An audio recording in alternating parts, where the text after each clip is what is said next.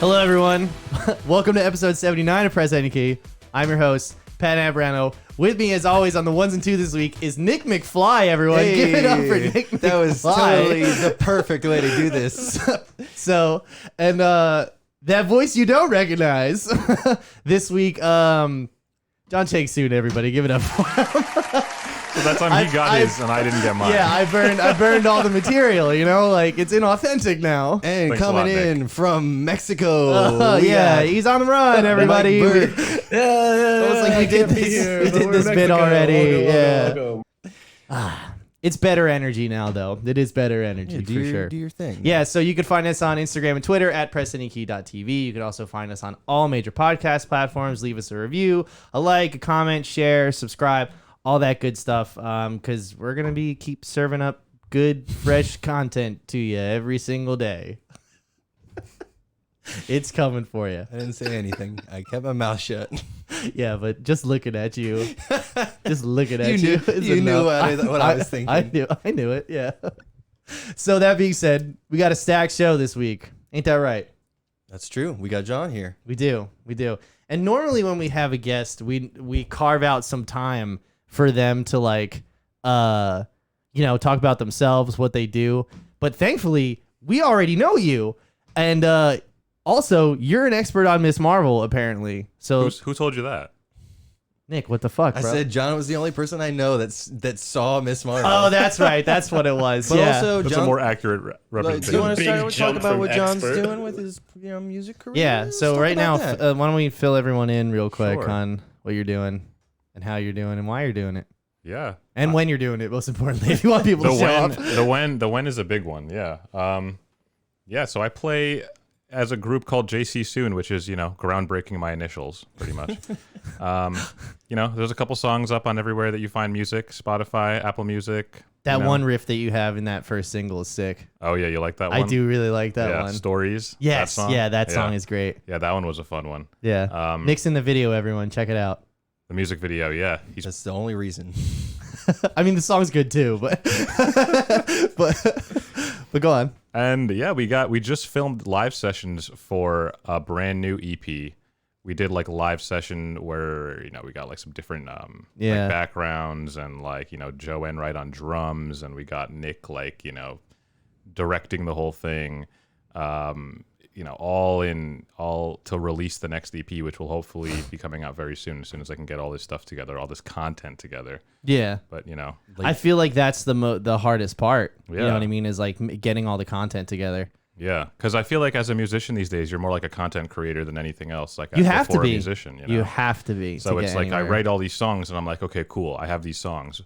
But that's like the first step. Like what has to go with it now, which is like a whole other thing. Yeah, and you know what's weird is for me, I feel like actually sitting down and recording demos and really exploring your writing muscle, being an adult nowadays, is a lot harder than everything else, because everything else I already do professionally. You know what I mean? I work in digital assets and everything. So I feel like for me, it's just I just got to find the time to write the fucking music. You know what I mean? Yeah. Whereas I feel like you have the opposite problem now, where it's I got all these songs, I just don't know what the fuck to do with them now. Yeah, it's a whole thing. And then people are like, so what's your TikTok strategy? I'm like, I don't God, know. dude. We the figured it worst. out. We figured it out at Yo, the John straight Bon up. Jovi rest stop. We got a new TikTok strategy. You're right. And you want to know what? Acting is a touchdown. So, Acting is like a touchdown. Yeah. Quote Ed Harris. I think Adele said that her label wouldn't allow her, or what was she doing to reach the TikTok users? And her whole thing was, and I can't believe I'd be agreeing with Adele on this, but her whole thing was I don't want to make music for people who are on TikTok. I want to make music for people who, are have real jobs and have kids and everything, people in their 30s and 40s and everything. And don't get me wrong, Adele's music appeals to everybody, but that's that was her thought process behind it, And that's on God, baby girl. Yeah, that makes sense. And like I know that there were like some videos cropping up on TikTok of like these huge artists, like international I artists. mean, Olivia Rodrigo got a whole career out of one viral song. So yeah, or like, but the flip side of that is like these other artists where the labels are telling them like, well, Olivia Rodrigo did that, so like, what are you doing on TikTok to promote your new album? Like, we won't release it unless you Halsey do X, too, Y, I Z. think, said like her label won't put out her new single until she figures out a TikTok ID. And then it's like her crying on TikTok, like, they made me make this video. Have you guys? I mean, it worked. The song's and then out. we all saw the video. Yeah, it worked. Have you guys seen the Duolingo TikTok account? Yeah. It's the best. It's fantastic. It's the best It's so TikTok good. account there is. Pat, you It's have to check hilarious. it out. I'll check it out. Yeah. Like I said, I'm for whatever reason I'm getting fed Andrew Tate content right now, and I got to get off that. Yeah, you need to change your I algorithm. need that. Like my friend, one of my friends has been sending me. Have you guys seen the Have you Goodwill guys Hunting? seen the Goodwill Hunting? No, he's a I want to say butcher. He's not a butcher. He's a logger. Same he thing. He's a shirtless guy in overalls. I have seen this. Yeah, it's Oh, the thirst trap guy. yeah, it's a thirst trap guy, and all he's doing is cutting wood, and he keeps sending me those, and he's like, "You don't find those funny?" I was like, "No, I don't find them funny," and he's like, "You don't understand, Pat. I'm making my TikTok algorithm think I'm gay for this joke, so you better like them." And now all he does is get fed male thirst trap. There you go. Also, I'll find out who it is, but who's ever on the Press Any Key TikTok, why is there so many thirst traps? I don't. Overabundance of thirst traps on our TikTok. Mike, do you have access to that? So I do have that. think it I- just well, knows no, I that don't. men in their late 20s run that account, so it's trying to feed us. That's all it knows. Yeah, It's just yeah, like, that's it's that's hey, definitely it. You are friends with That's these what it people. is. Well, I was actually logged into it the other day. I was like, God damn, we're getting a lot of thirst traps. Yeah. I was like, what did I like? Did I like? And then like I realized what was going on. And I was like, those horny bastards. So I was like, what are they doing? But yeah, Yeah, I think TikTok's it a was wonderful Danny, place. probably. Danny Yeah, probably Makes still sense, like him. honestly, Yeah. you know, because Katie runs his personal account, so Yes, he can't be yes, looking at to this. log into ours. So yeah, what else? Are you playing live recently or no? Yeah, I'm still playing shows with Bobby Mahoney, playing bass with him. Don't really have any JC Soon live shows planned, but, the whole band knows all the songs because we just did the live session, so we got to get something on the Yeah, books. so now's the time. Yeah, so now's the time before they forget it, which they probably did already. And I If you wouldn't blame had them. any aspirations, where would you pick to play? Asbury's always a fun place. There's always a lot of fun venues in Asbury to play. What about the John Bon Jovi rest stop? I would love to play, just right on the counter of the Starbucks. With in the Ed John Bon Harris Jovi looking over your rest shoulder. Stop. Yeah, exactly, yeah. You finally made it. That's how you know. When you can look up from the stage and you see the Ed Harris quote. Acting is like scoring a touchdown. And you're like, man, my life went nowhere. Speaking of your life going nowhere, That's actually a great segue. That's a great That's a great segue. segue, actually. Good for you. So I wrote this story down in the rundown as, quote, the Armie Hammer sighting. I wrote that down. I changed it. When we added John to the show, I was like, I got to change some of these titles to be more respectable. What? Thank you. I appreciate it. All right, listen. I spoke to him yesterday, and he clearly knew what he was getting into. Yeah, well, So, what was the other one you had for one of the other ones? It was like, well, I remember it now. I was like, I need to change that. After a long day, I'm allowed to just start throwing that word around in my own house, okay? Anyway, it started with the letter C, not the letter N, just to be clear. or R or anything like yeah. that. It's none of the super level words. We're just at If we're you're like if you're mid-tier English, words. you could throw it around all you want. Australian, you You know, can throw it around all you want. but not in America. Everybody gets offended all of a sudden. Anyway, so See Armie Mike's Hammer. shaking his head. So everybody remembers Armie Hammer, right? No, explain. Okay, Who's so Armie Hammer? Armie Hammer, he was an actor who had a bunch of high-profile projects. Okay, some text leaked that he wanted to eat someone, and there's some allegations of him like violently R-wording someone. Can't say R-word. This shit will be forced down by YouTube. They'll be like, this shit cannot go up. Yeah. And what's it called? Got to feed the algorithms. Yeah, you got to give it what it wants.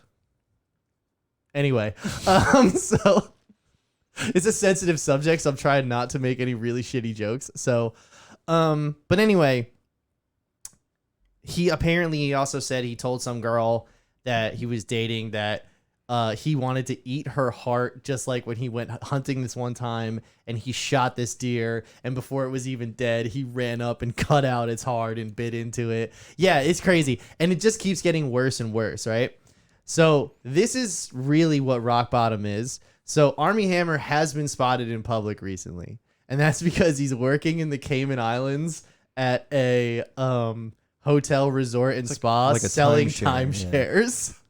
Like, top A-list Hollywood actor is now selling timeshares in the Cayman Islands.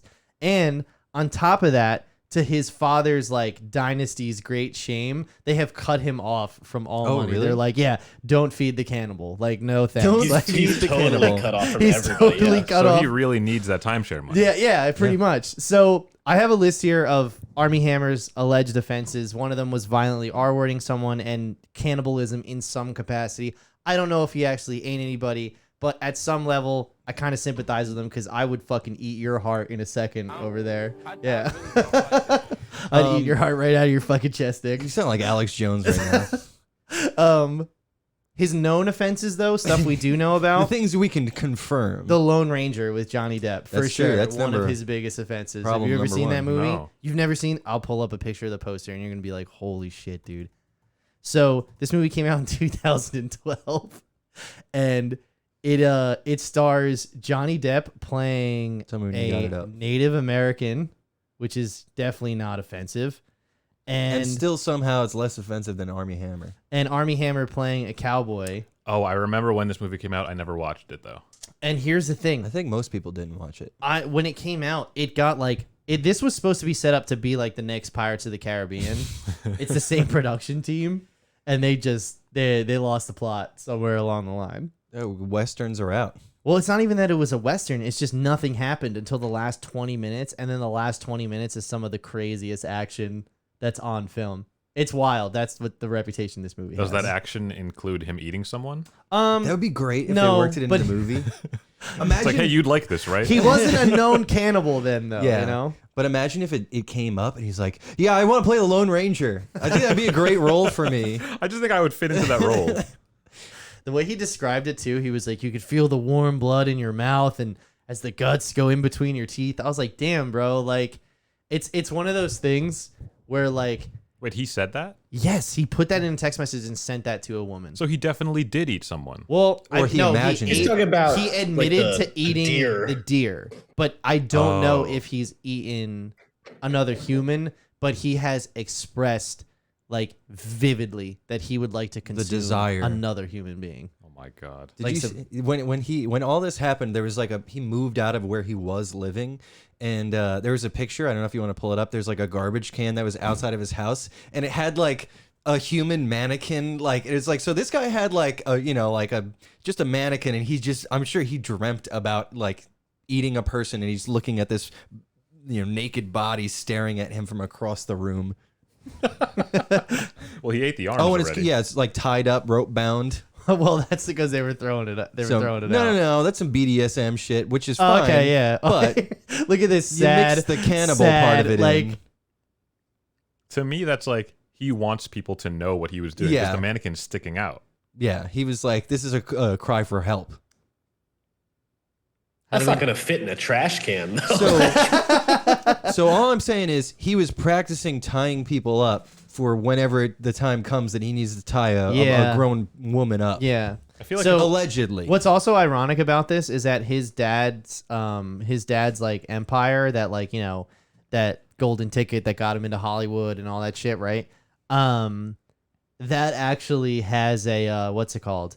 That actually has a litany of controversy surrounding it as it is. But even as despicable as those fucking pieces of shits are, they're like, nah, we draw the line on eating other people. Hey. I mean, you got to get the fuck out of here. Go sell timeshares at Grandpa's resort. Well, yeah, that's the thing is like, so the resort that he's at, like he is from the Cayman Islands, right? I And Or he like grew up there for a little bit or something. Yeah, he grew up there, so I think it might he still might have some sort of a golden parachute, working the timeshare job. Yeah, and one of those guys is gonna die, and he'll get some sort of Then he'll own a hotel and yeah. instead of being a Hollywood mogul. Poor guy. I'm sorry it didn't work out. I mean, you could listen, if anything, not being in the spotlight empowers him to eat people more. That's true. And That's a good you point. put him in the Cayman Islands, basically lawless, okay? He's going to be the cowboy of eating people. He's been preparing this for a decade with the Lone Ranger to now this. Mm-hmm. It's What else? over. What else has he done? I think that was it. I thought, like I said, there was an alleged like violent R that took place, and like I said, it wasn't like a bunch of women that came out, but there was some text messages. I thought there were multiple women. Were there? I thought. Let's see.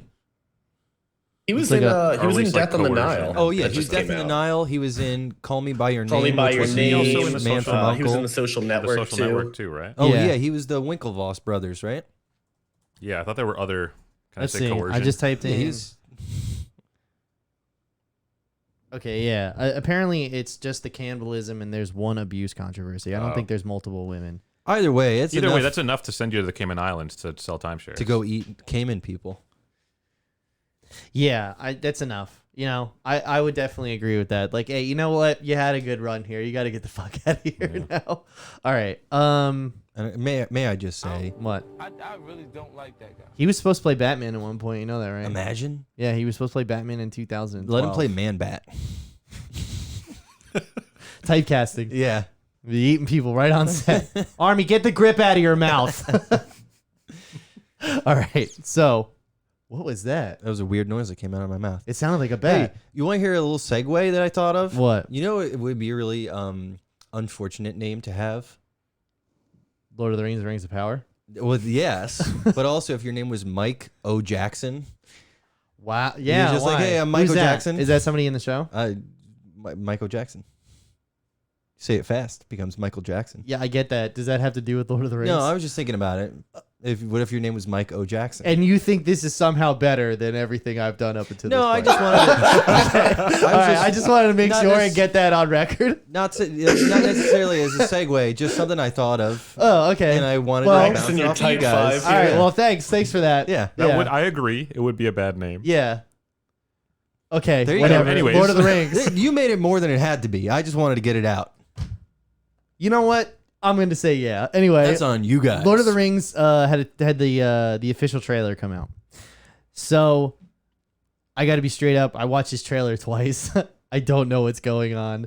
All I know is that the Sweaties don't like it. Can someone tell Really? me why the Sweaties don't like it? Mike, do you know anything about this? Because a lot of this shit that I'm seeing online is all this horse shit about like I don't like it's a lot of this. It's the same thing that they accuse Disney of. You know, forced diversity, this, that, the other, all those. Like, I want to hear some legitimate criticisms of it, though. So far, like, does it not look good? Does it not sound interesting? I mean, to me, like, it looks really good. I but can't think that it's bad if they spent $1 billion. Well, on I it. mean, like, that's not the metric that I want to go by, but it looked beautiful. That's the thing is I don't have hardcore knowledge of the deep lore of the Lord of the Rings universe and like Middle Earth, but to me it looks like it's going to be an interesting and fun adventure movie or TV show, which is what I Yeah. want out of it. and I haven't seen any of the Lord of the Rings. So if they planned out 5 seasons for this show, they know where they're starting, they know where they're ending. And that's way better which than is, Disney. which is fucking light that is years so ahead of nice Disney. to hear. And I think that I would actually probably watch and maybe even enjoy this because Yeah. I haven't watched any of the Lord of the Rings. They're on my list though. I've watched the first Hobbit, I think. John, did we watch Lord of the Rings together? I think we might have. And I think we watched The Hobbit together too, like the Hobbit movies. maybe I not remember the you first guys one. watching Desolation of Smaug one night when I was hanging out in the house. Yeah, like, way back. Yeah, in the that was day. years ago. Though. Yeah. I thought we saw them in theaters as they were coming out. I went and saw the first one with Danny and Jerober. And then Danny and I were supposed to go see the second one, and we got caught in a snowstorm.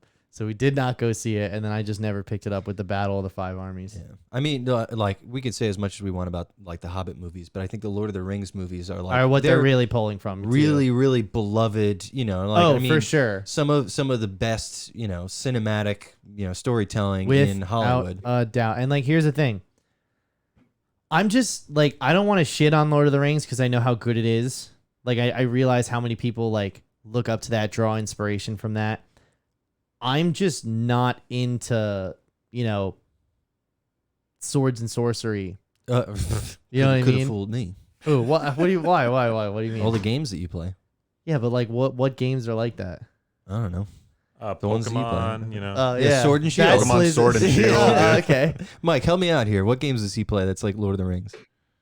We were Elden playing Rings? like, when we were playing like New World and things like that, and Yeah, but New World kind of sucked, and like you know it. Valheim. But What's the I think a new lot of Amazon? like a lot of what I'm seeing Elden from Ring? this is You it's play pretty Elden much Ring? the same as like the Star Wars argument, where it's like, oh, you're adapting and changing canon and shit like that, and people are just like really stuck on this is the like law, this is what Tolkien wrote is the Bible, and we can't change anything off of that. Yeah.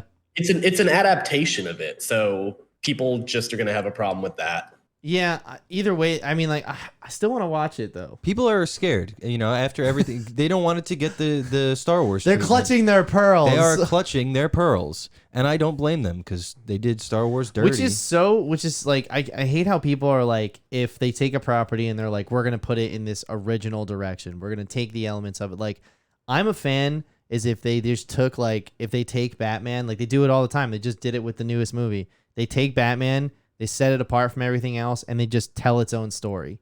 Like, or any one of these characters or anything, right? Just as long as it's good, I don't really care if it's like canonically fits. I wish Star Wars would get off the canon train, like officially. Just do a story that's fun to watch and that tells a good story, not just all the shows those that they Taika don't. movies, we'll see. Hopefully. They didn't do too great with Thor. Hopefully So- he's less funny.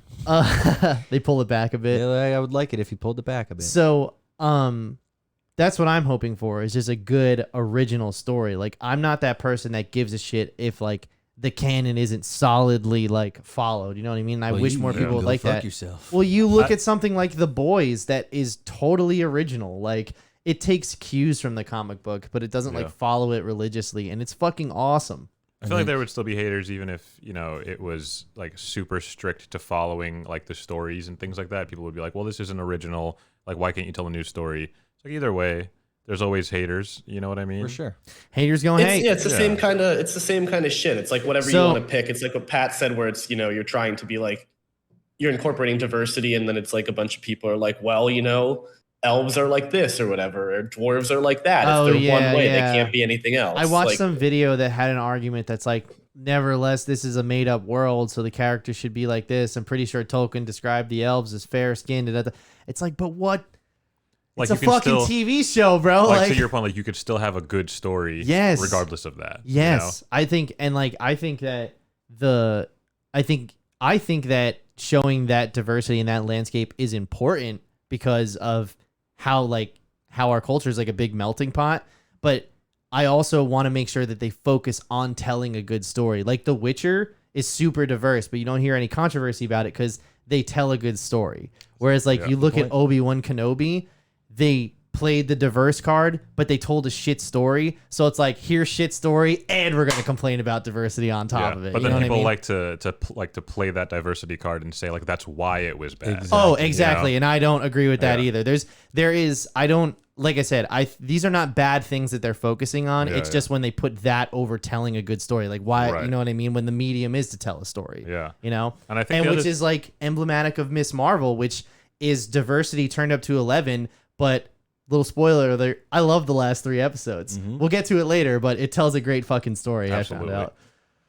And I think the fact that you were saying that they have 5 seasons planned out already, I feel like that's already, I mean, compared to Star Wars, if we're doing that comparison, I feel like that's a big difference because, I mean, I guess because it's a prequel, like they kind of know where they're going to end up eventually. So I'm sure Yeah. that helps with like the storytelling, and the Oh planning. yeah, and stuff. for sure. Absolutely. There's no doubt. I mean, whereas like Star Wars, it's like, are they just making this up as they go? You like know, by the minute. And Yeah. they were.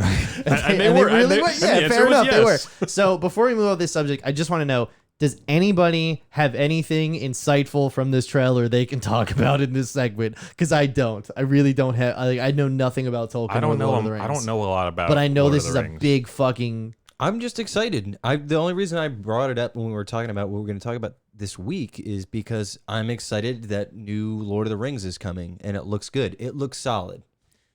I know. I just know that it's a prequel. I know that it takes place like way before the Lord of the Rings movies. It's like the Second Age or the something. Second Age or something like Yeah. that. yeah, the second age of Middle Earth, so it's like thousands of years back before like anything happened. Well, I think with in the Hobbit and trailer Lord they of the said Rings. shit happened before the sun even rose or whatever. Like that's yeah, what. those trees. With the light came out of them. Yeah. Those two trees. Yeah, those. You're right. Those it looked like the Elden Ring tree. Yeah, that's why I was. Berg. Remember Danny said something about it? You remember that? No, I No? don't. Okay. He'd be the one to ask. Yeah. This was his. Just call him up. Get him on the line. All right. Well, either way, I'm gonna watch it. It comes out in September. I think actually Labor Day weekend or the weekend after, right? Ooh. Yep. Yeah. So I'm gonna watch it, and I'm sure we'll talk about it on this show. And hopefully, I won't be tied to a musical. So maybe. Are you gonna go back and watch the Lord of the Rings I movies? have because the 4K box set, so I definitely Of do. course, wanna you have watch the it. 4K box set and haven't seen them. Yeah, I have the 4K box set of Back to the Future, and I haven't seen all of them. That's either. that's a crime. You want to go look at my box sets after this? No. All right. Anyway. I refuse to look at them until you watch them. Okay. So, speaking of something I refuse to look at, the Munsters trailer came out. Oh yeah. So I have seen all the Twitter chatter around the Munsters trailer, right? And it didn't seem like it was setting the world. It was setting the world on fire in the worst way. So it would seem. I'm gonna go ahead. You haven't seen this, right? no. I haven't seen this either. Mike, have you seen it? Nope. So, I've seen it. Nick is the only one here who's seen it. And like I said, I've heard that it's an absolute garbage fire. I don't know what to expect. Some of the quotes I've heard was, this is definitely a troll. Is this a commercial for something? Was this filmed on an iPhone? Like, it's that type of bad. And this is coming from Rob Zombie, who, when you look back on his films, it's not like his films set the world on fire, but they're definitely interesting horror movies. You know what I mean? Like, I like Devil's Rejects. I like House of a Thousand Corpses. I like that one Halloween movie. I like did.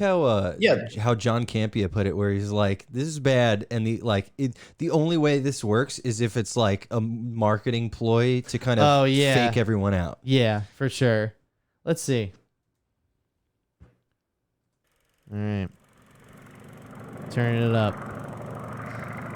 I like the old Universal Pictures logo, though. Yeah, That's a nice very touch. cool.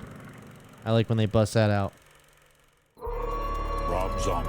Oh, the no. director of House of a Thousand Corpses, Halloween, and The Devil's Rejects. All the three movies I just named. Greatest love story There you go. ever told. Oh, I don't like the sound of that. What? The brain of a super genius transplanted into the body What? of a perfect No. physical specimen. Oh This is a movie from a major Hollywood studio. Oh, that's his wife. Yes. A man that every time he enters my crypt, Well, it's like a stake. That's Rob through Zombie's my wife. dead black Yeah. heart. boy. What the fuck? Oh no! Remember what happened last time? What's his name? I'm ready to Nosferatu. go. Okay. I'm looking for a vision, a queen, true love. What? Is Herman Munster? This Dude, is this shot like looks a and sounds worse than like Halloween Town. this. This is shot like a student film, like a senior project. Eyes on you that you were special. I understand if you don't feel the same. It's shot worse, Pat. Living a boring, Wha- Look at this frame. What is going on at Universal Pictures? They shot at Universal Studios. You know what? It kind of makes sense that Universal would put this out because they headline Fast and Furious movies. So Yeah. Seems Miss Lily is truly in I mean, it's gotta just be like a complete camp thing, right? Like that's Like on purpose? yeah. Like Rob Zombie's like, I'm gonna make a Munsters movie and I'm gonna make it the most like period accurate, I guess if you want to call it, But, or something like that. Mike, have you seen the original TV show? I have. This is not accurate to the TV show. You know what I mean, right? Where it's like a play on Right, like the old vibes television of and something that old. is- But it doesn't commit. Like a lot of the shots look Right. very modern. guys, Like this I shot, can't this even- shot looks old. That I- shot looks old, and like the on-screen zoom and everything. Greetings from Transylvania. Oh my god. you guys, this is a YouTube sketch. This has to be. It feels like It feels like a lot of YouTube the comments sketch. talking about like it feels like SNL. We're gonna have to get used to it. Dude, oh god.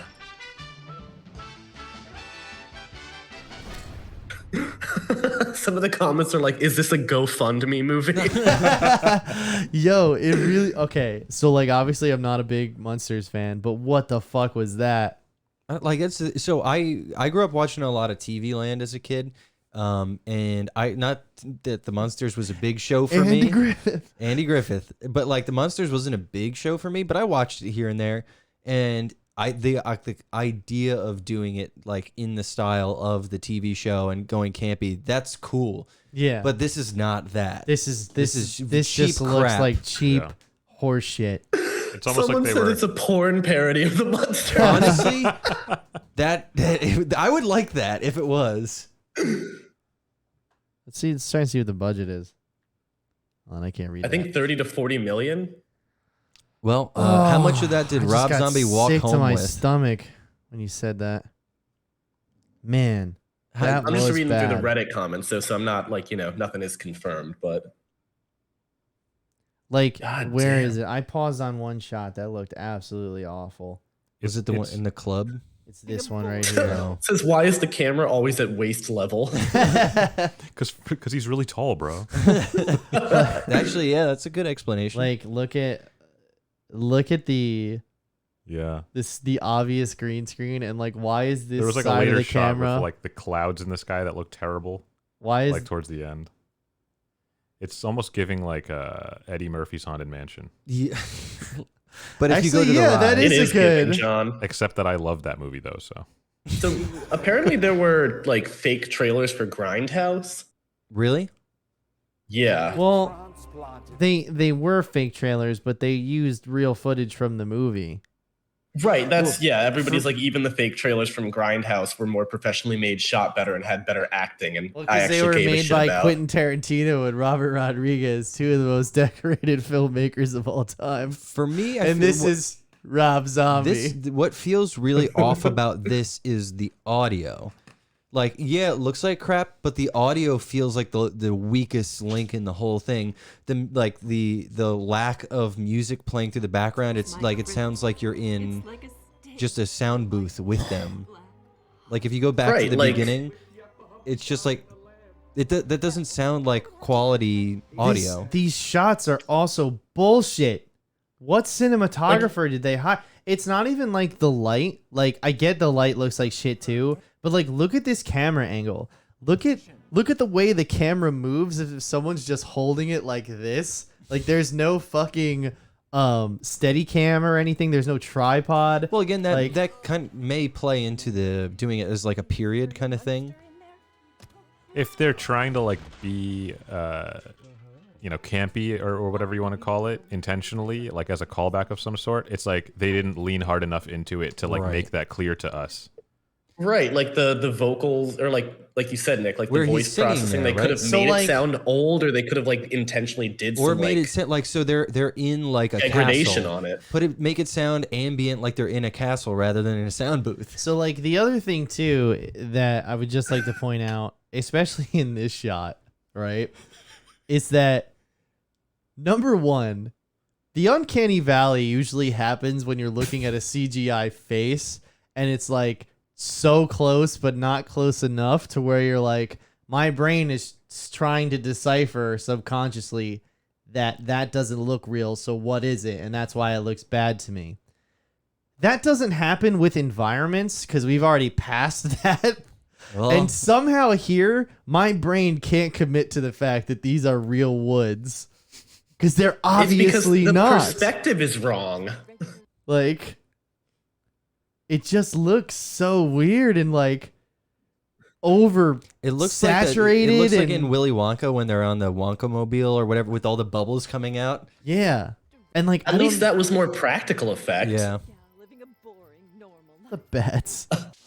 Other comments And are like, this is yo, the spirit of hold spirit on. Halloween energy. Why did I? Spirit Halloween. Why did we not talk about this before? That The fucking Adobe After Effects lightning that Force lightning that comes out of her eyes. So that's like what makes me feel like it's trying to be campy on purpose, you know? Like if they really leaned into that the whole time, then be like, oh, this is a joke, you know?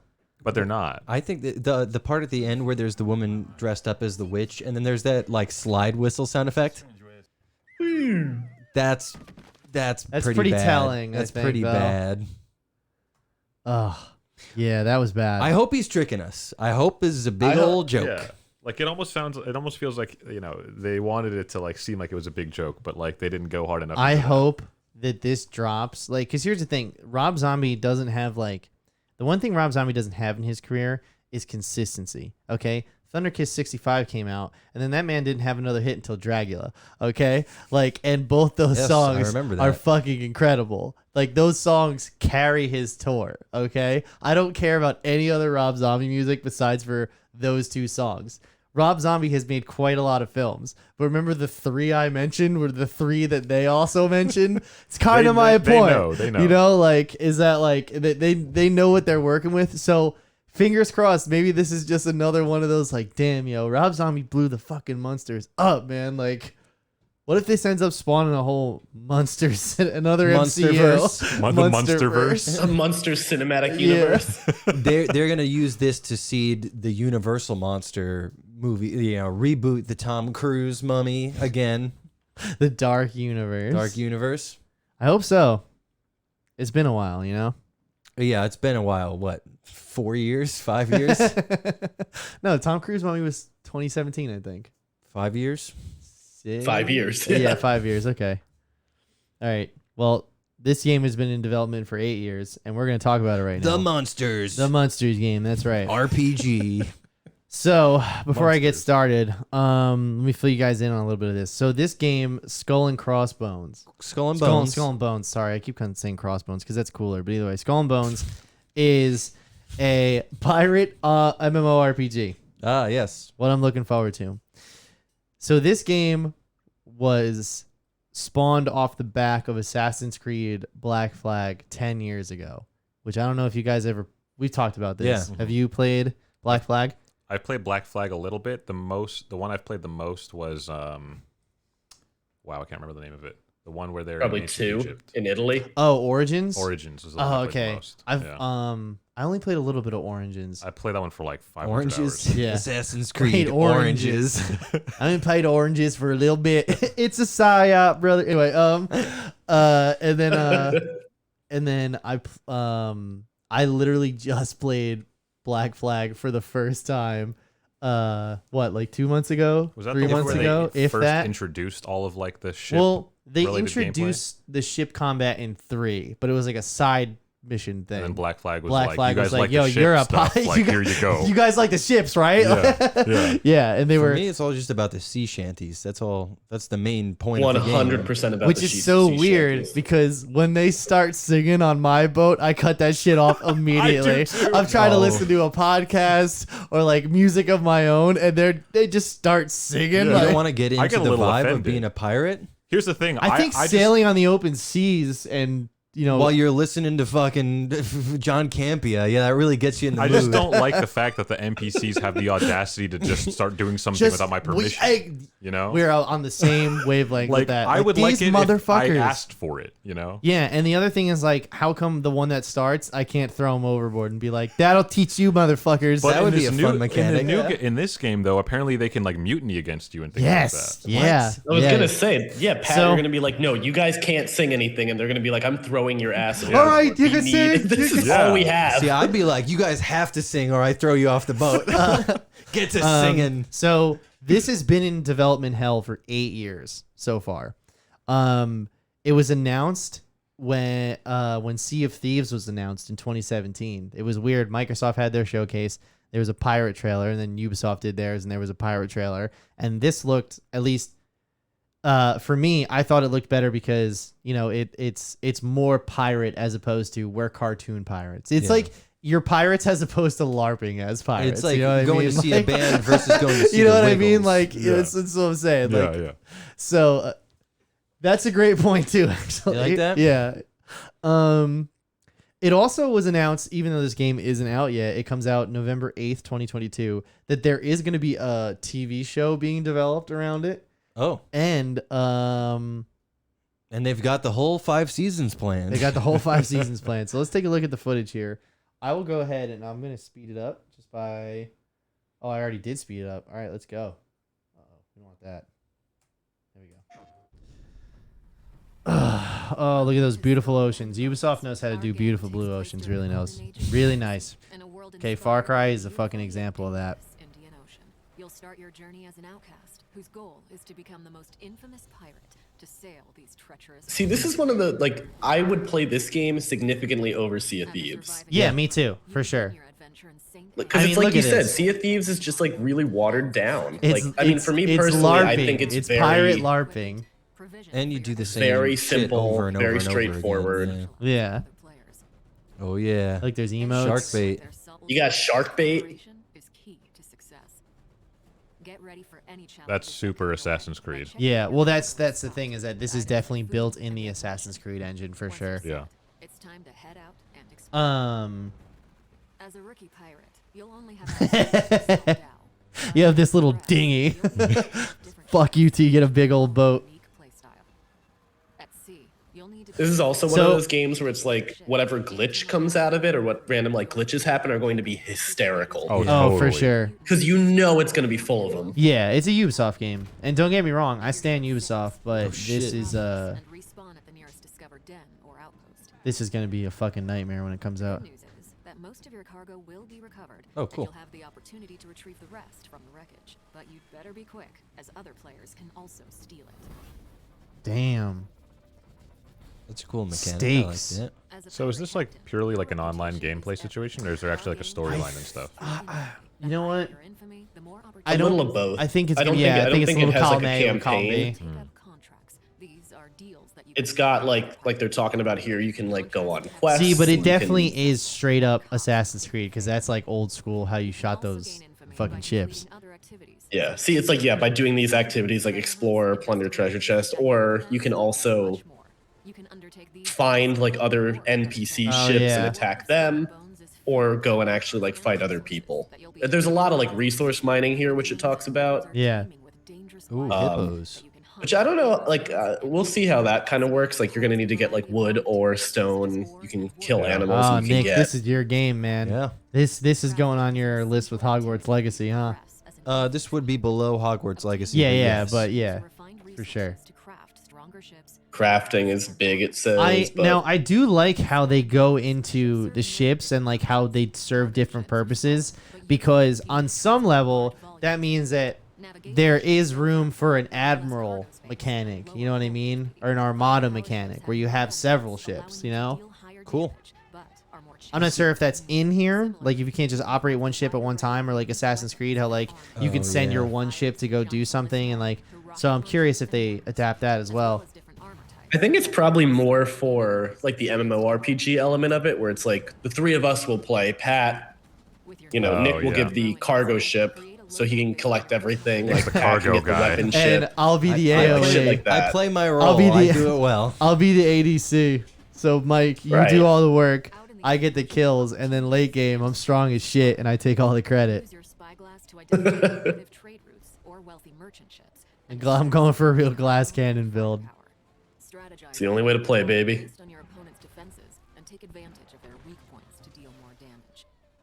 That's cool. You have to study the ships and understand the mechanics and how they work. It's kind of like an armored core almost for pirate ships. You know what I mean, Burke? Yeah, like it was talking about where different armor has different like better effects against like either cannonballs or fire and shit like that. I wonder how much you can like. I wonder if you're like when you go to the like you're in the harbor, it's like, okay, this is my build, I'm gonna go out, or if you can like switch on the fly. Like your Pokemon. Yeah, that's a good Yeah, point. like in you Pokemon. see opponents' ships when you're out there. Like, can you switch to adapt to the situation, or do you have to go back to a port? Oh, that'd be so. Right, yeah, you're like, oh shit, they have a lot of fire. I have no fire armor. Yo, I'm Can I, digging like, that quick dude's swap outfit my weapon? hardcore. Here's the question though: can you get a pet monkey? Oof. Can you get a parrot? I feel like I was that'd be gonna say easy to parrot. patch in.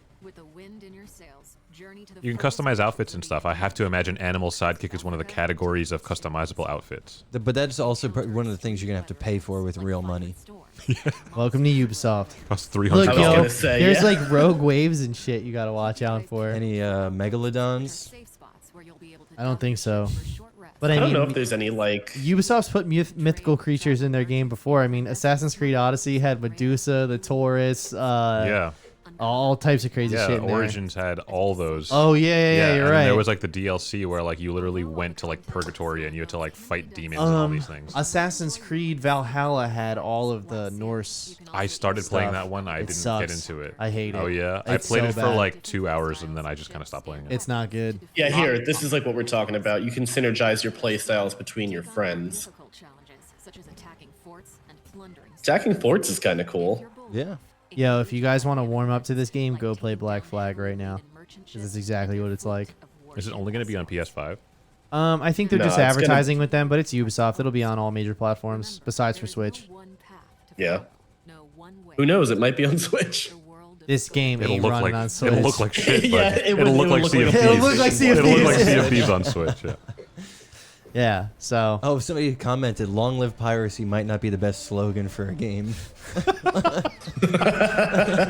Fair. I'm gonna pirate There the you shit go. out of this game. There's your wonder- pre-order bonus. I wonder how much gameplay is like not on the ship.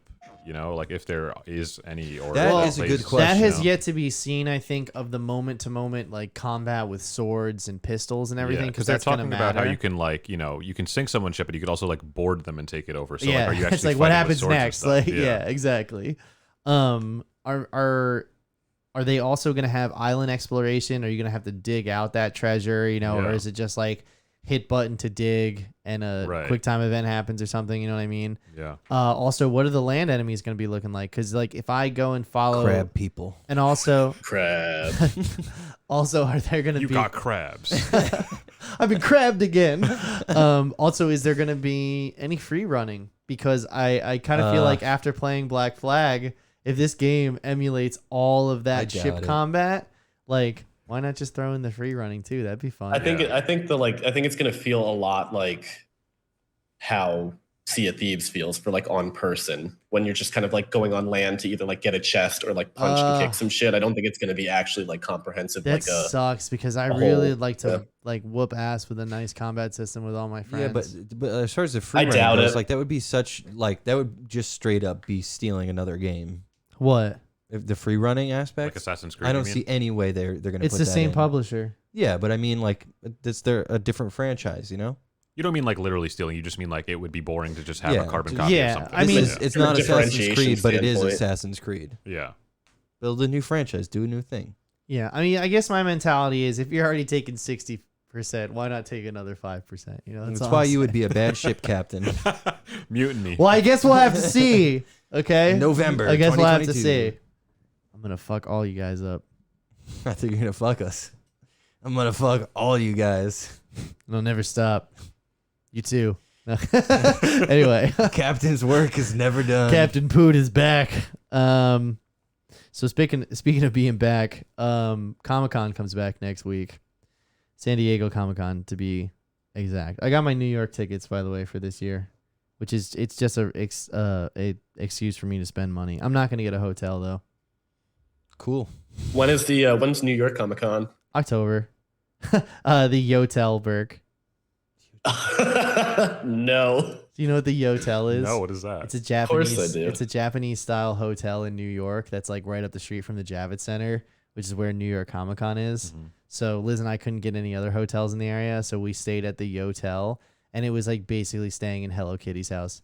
It was everything is super small. It's like a ship cabin. It's like a cruise ship cabin in a hotel. Was it adorable? I mean, yeah, it was cute. Everything was really small form factor and everything, but also like, you know, there's a lot of neon purple and pink lighting everywhere. You know what I mean? And it was just like, It's an excuse to make a hotel super, super small in New York already and call it like, Japanese influence. yeah, it's Right. the bed is actually so small that it doubles as a couch. So you hit a button and it brings it's a futon. It's like a futon type of deal. Oh. And if you hit a button, it actually lowers down and becomes a full bed. And that's mad luxurious. It is. It is. It was nice. Well, speaking of luxurious, apparently, whoever the mods are for r/Marvel Studio spoilers got a list of what Marvel is potentially going to be showing next week. Ooh, boy. And we got that shit right now. So I don't know if this is in order. I don't know if any of this is confirmed, but we're just gonna go for it. Speculation. Speculation. It's what we do best. So first up, Deadpool. So 3. apparently Ryan Reynolds is going to be in attendance to announce the next Deadpool movie, which isn't titled Deadpool 3. And What? the director, Sean Levy, who he directed the Adam Project. Okay. He did, and they've had different directors every movie. First it was Tim Miller, and then it was the guys who did Help, We Killed Keanu Reeves' Dog. John Wick. There we go. That's the one. Yeah, John Wick. the John Wick movies. And this guy just did Adam Project, which is apparently pretty good on Netflix. I haven't seen it, but I've heard good things. Cool. So, are you looking forward to it, or what about you? I You mean, like Deadpool? I like Deadpool. I like the second one too. I like both of them. I like Zazie Beetz. I feel like she was kind of underutilized. Well, maybe we'll see. Hopefully she gets more screen time, and hopefully they bring Brad Pitt back.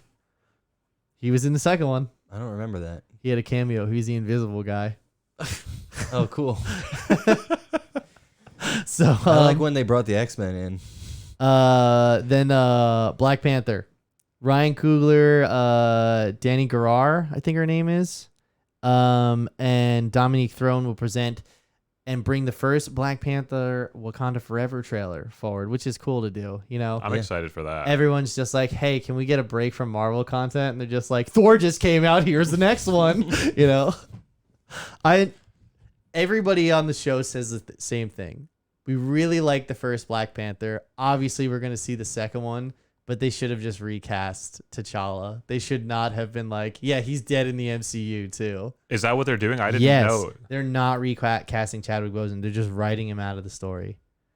So do we know what the next one's going to be about? You know what? Welcome to the show. It's a great question. Every John. time news comes out about Black Panther, we're like, what could this be about?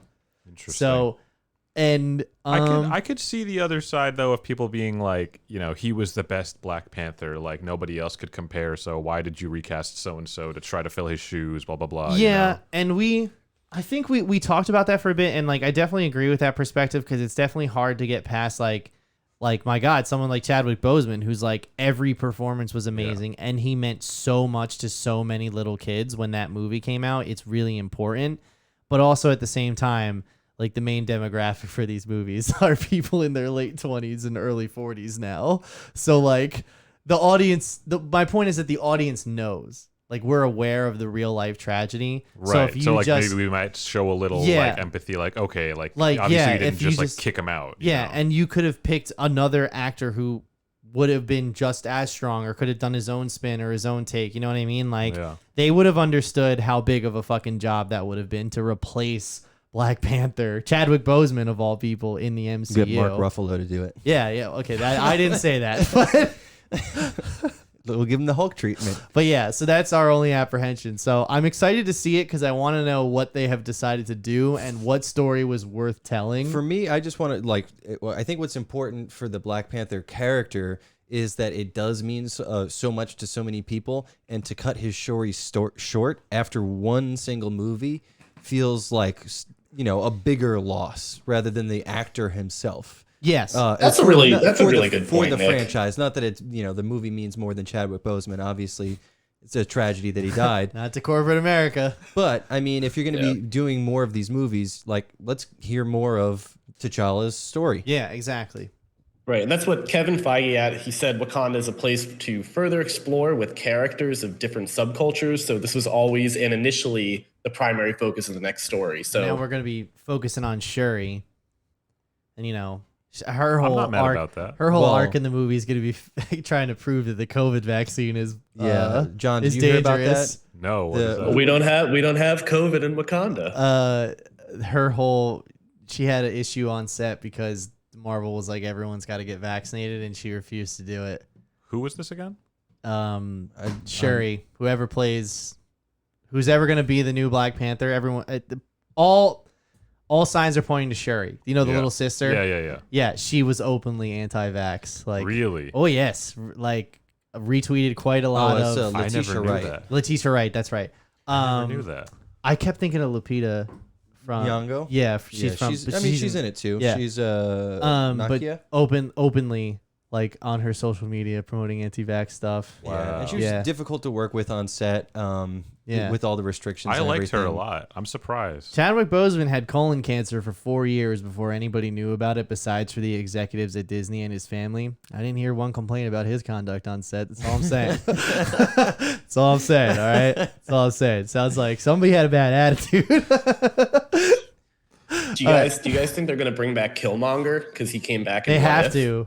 They have to. Because he came back in what? I mean, in What If? I don't want any What If content mixing in with the main story. I agree with that. Let it be its own thing. I agree with that. But when I say they bring him back, I want a flashback. Well, that's what I want. Have I don't want you to cheapen him by killing by the death. We have multiverse of madness now. I don't like this idea that way. because we have the multiverse now, like it's free reign to just bring back any character that died like back into the movies. John, now, John, I'm sorry to say, it's already happened. It's already Cat's out of the bag. Wait, who'd they bring back? I'm just saying, like, look at the last Spider-Man movie. They're like, everybody's back. Doc Ock, the Green Goblin, they're all here. Yeah. They're dead. But it was awesome. It was awesome. It worked out. I'm just saying. Yeah, that was. I mean, I feel like that was. I know you're probably going to. That was a unique situation. I think. Yes. You know? Yes, it was. And the problem I is agree. I thought that like, all right, we did the multiverse shit, and let's pack it up in a box and never talk about it again. But Kevin Feige was like, nah, dude, we're fucking leaning on that. Like, we are going. You'll be seeing more of the multiverse, and that's because in this next part, Secret Invasion. Ooh. So, Secret Invasion, there's going to be no one in attendance, but they're going to reveal the main cast and share some footage that they've shot so far. Secret Invasion is a television show, which is going to be a Disney Plus series. I believe Nick Fury, Samuel L. Jackson is confirmed to be in that. There's some other people as well. Ben Mendelsohn, I believe, because it's about to be the Skrulls coming to Earth. I don't know if you've ever seen Captain Marvel. Yeah. Okay, it's the green people coming to Earth and... I don't know what else, but either way, that sets up Secret Wars, and that is a huge multiversal event where, like, it's in the comic books, it's straight up like the Avengers from one universe versus the Avengers from another universe. So, that I'd never heard about that one yet. Yeah. Can you see it being? Oh, this is so out of focus.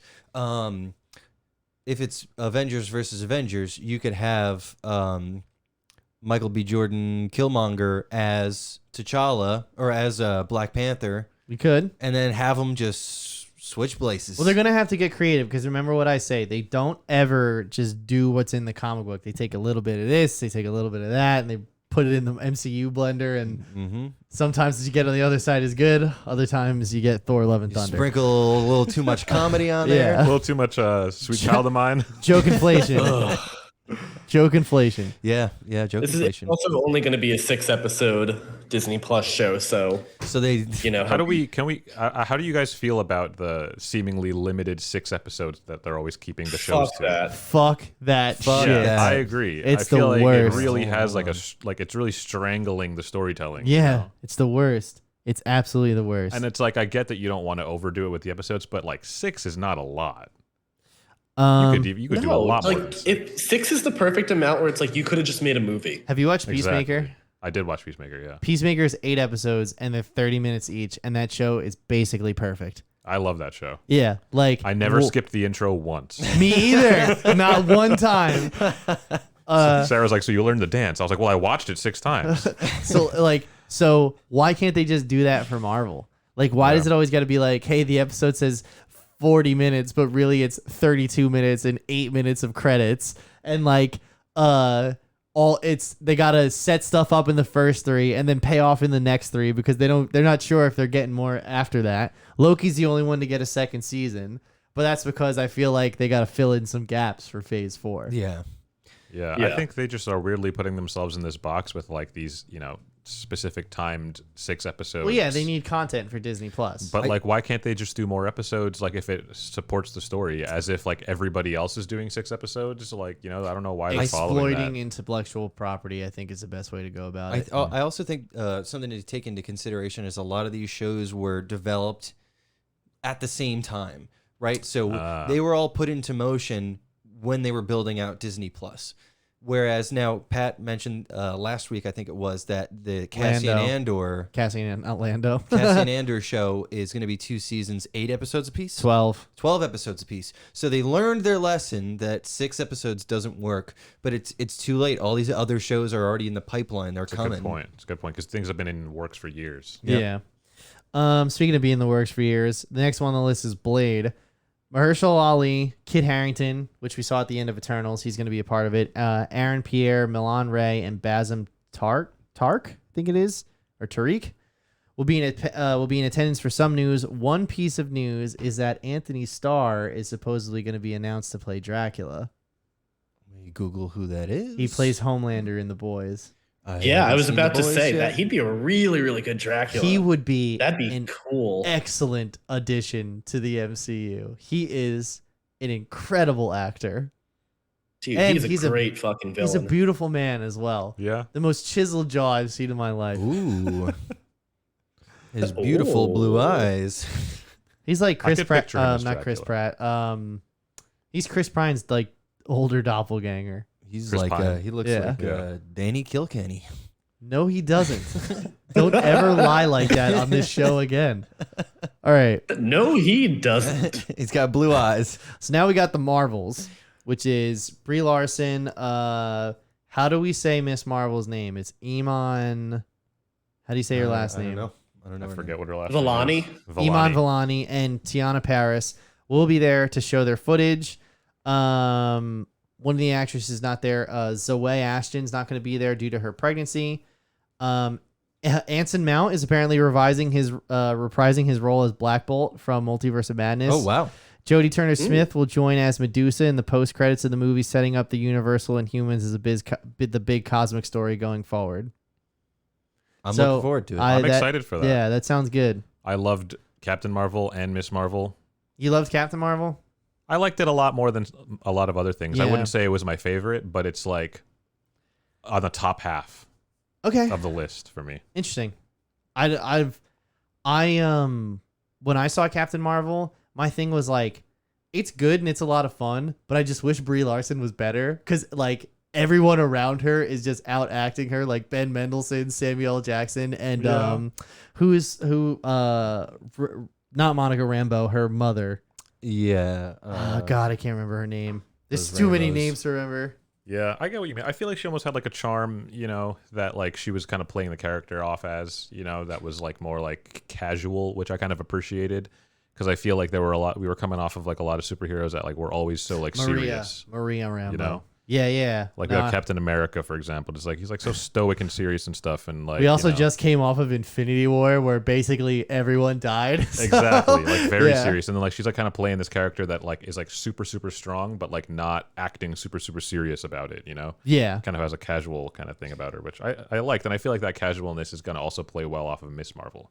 I'm just really curious how they're gonna because clearly after Captain Marvel they just sent her away into outer space. They're like, go away, you're too powerful, and it like we don't need the Superman problem. Just get the fuck out of here. Yeah. I'm wondering how they're gonna deal with that, and it'd be nice if they could maybe kind of tone her down a little bit, and maybe what they do in the Marvels and them switching might do that. Who knows? But that's a problem they have to address. Yeah, and I know they kind of like threw nuggets here and there, like to kind of explain it away where they're like, Little the nugs. universe is really big, so there's other planets that like suffered worse than not Earth every when planet Thanos. has an Avengers, I think is what they said, or something like that. And it's like, okay, like I guess like logically I can understand why that explains her being gone, but it also kind of feels like you just explained it away, and now she's just going to come back and there's going to be a lot of backtracking of like, well, a lot of shit happened, like where have you been, Yeah. And then she just becomes Deus Ex Machina for any single problem. You know what I mean? Yeah. And I think that takes away from compelling storytelling a lot.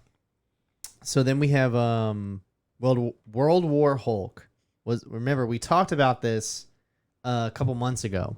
There was a report that a World War Hulk movie was going into development at Marvel, but the problem is that they cannot release a Hulk movie because Universal still owns the distribution rights to a Hulk solo movie. So Marvel's like, fuck that, we're not doing any business. Like, to the point where, like, if you guys go on Disney Plus, The Incredible Hulk, which is in the MCU, is not on Disney Plus. Universal is like, is like such a big fuck you to Marvel for not producing this movie with them that they took it and they put it on HBO Max. Not even on their own like Peacock streaming service. They were like, we're gonna license it out to a competitor because fuck you. But yeah, so this was originally going to be a movie. It can't be a movie, so they're turning it into a 4-part Disney Plus series that may chop up that movie. That might, depending on how they release it and when, might turn into a small theatrical release.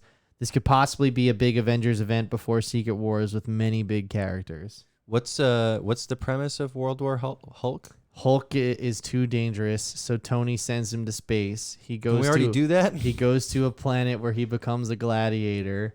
This all happened. He raises to the tops of society. Then he like ends up like running the society. He's basically a king.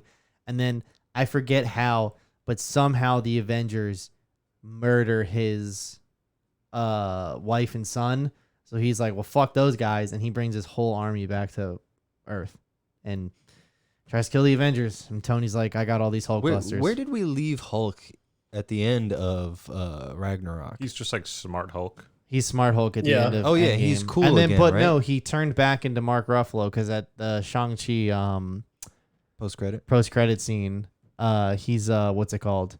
He's regular old Mark Ruffalo. Did they ever explain why he turned back into Mark Ruffalo? No, but they might go into that in the She-Hulk TV show that's coming up. Another 6-part. Did you guys talk about that? Limited series. Of course we did. What are you thinking we said? I cracked up so loud when I first saw that. I was like, this is Shrek's hot girlfriend. Like, this is his ex before Fiona? he let himself go. Fiona is Shrek's wife, Nick. So it was his girlfriend right. first. All right.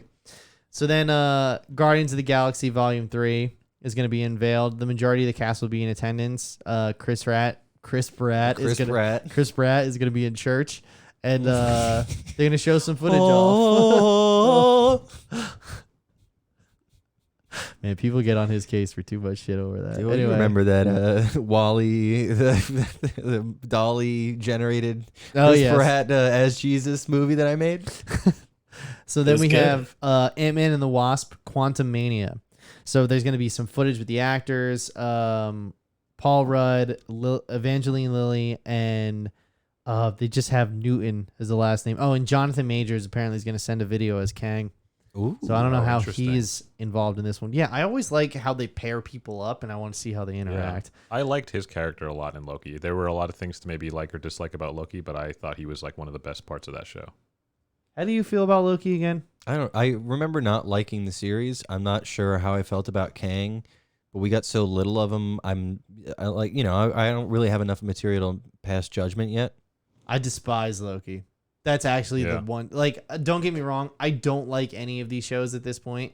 The only one I really truly liked was WandaVision. Yeah. Because like Falcon Winter Soldier was really good, and then the last episode it was just like, you need to do better. You know what I mean? Like that was the overall message. And then like I didn't even watch Hawkeye because that one was and Loki was like the final straw. I was like, I can't do this anymore. Yeah, there were things I liked about Loki, but yeah, it was definitely there were definitely things to dislike. But I feel like Jonathan Majors' character was like, I want to see more of this. If there's anything good that came out of it, I feel like it was that. There was so much better points in Loki than like Hawkeye and everything. Like it was not. It's not despisable. Okay. The one defector over here is let's just be clear about something. Yeah, I think Loki had high highs and low lows. Whereas I really liked Hawkeye because it was consistent. It was a small stakes story, and it was like fun. It was good the whole time. Wasn't the best, but it was like right down the middle the whole time. When Loki was bad, it was bad. And it was bad a lot. Anyway, so this is a weird one.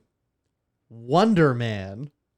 I can't wait. I don't know anything Apparently, about it. Wonder but Man will be announced with Henry Golding as Simon Williams. I hope it's just got Gal Gadot in drag. An interesting detail is that Evan Peters supposedly is returning as Ralph Boner. Oh, shit. But will have a new name and will likely be a side character in the show. He's returning as Ralph Boner, but with a different name.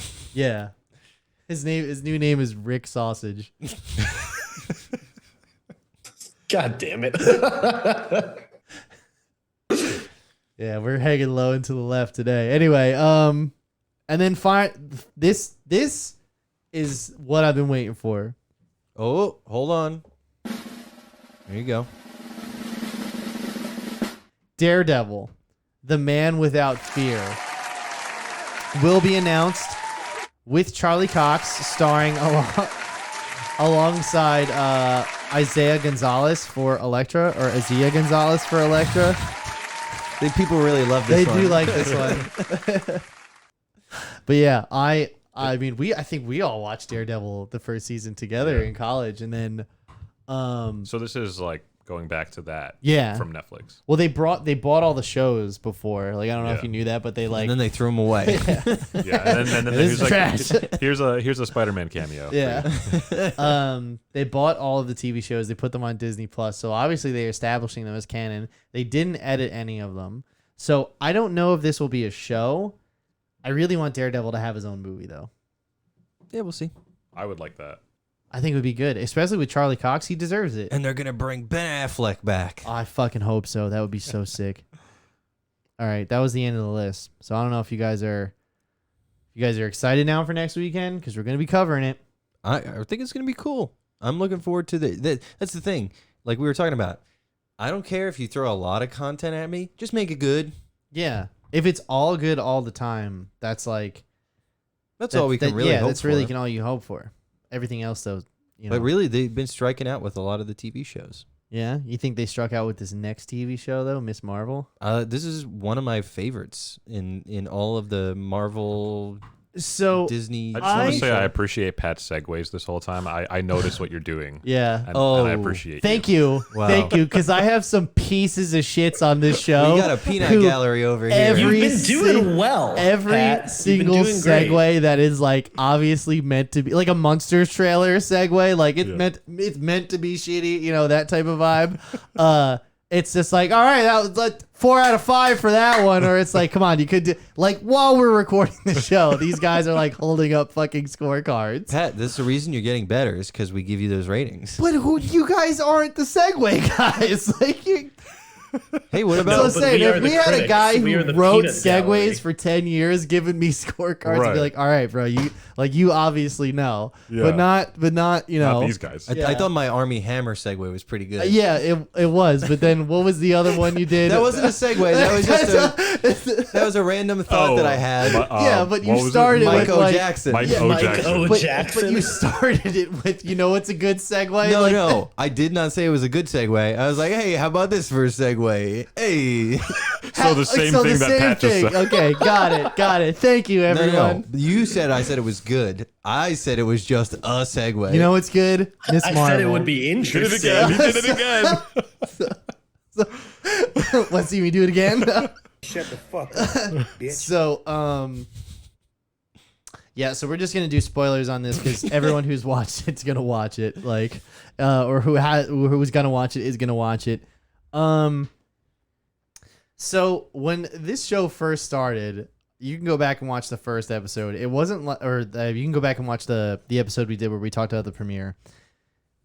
It's not that I didn't like it. It's just that it was obviously marketed towards a younger demographic, and I'm not going to shit on a show for kids. I'm sorry. I'll shit on a show that grown men make for other grown men, but not something that's clearly not for me. So, like, you love The Rise of Gru. Oh, it's fucking great. No. So get some gentle minions up in here. So, that being said, at episode 4, things really turned around. Like, the story and the characters got very compelling. The family dynamic was interesting. And obviously, the tender moments between mother and daughter and generation, like, I get that's a central core to the story, but I was more interested in, like, the powers and the bangle and all that. But then you realize that is intrinsically tied to the nature of family with this story. You know what I mean? Like, that's how it all plays out. There's a lot of echoes throughout the whole thing. Yes. Like, a lot of things are all tied to One would say it rhymes. Man, he was right the whole time. Yeah. You don't know. No, it's okay. Go back and watch 78 episodes. You'll get it. It's somewhere in there. So, now listen, I'm not going to deny that this shot looks and feels like a Disney Channel original series. I feel like I'm watching Lizzie McGuire again. Maybe that was the intent. I feel like it was. So, as far as that is concerned, like they knocked it out of the park with that one. But it does look like the color palette and the shot choice, like even the way the lighting looks so much different than every other Disney Plus Marvel show. That's why I liked it. It was different. It was like its own thing. It wasn't trying to do what every other Marvel property is trying to do. Right. It was unique, and I loved it. It had a very liberal take on what Jersey City looks like. It did not look like fucking Baldwin Heights. Yeah, it's weird. I listened to the Baldwin Heights record and I was like, this isn't what they said it was at all. You got to make it look a little nice. I've walked around Jersey City and lived there for several years. Ain't none of that was shot in Jersey City. You know what's funny about this is that we have two sets of people. Well, at the time we had two people from Jersey City on the show talking about how proud they were that this was in Jersey City. And at the time, I think, Mike, you had lived there for what, 4 years at that point?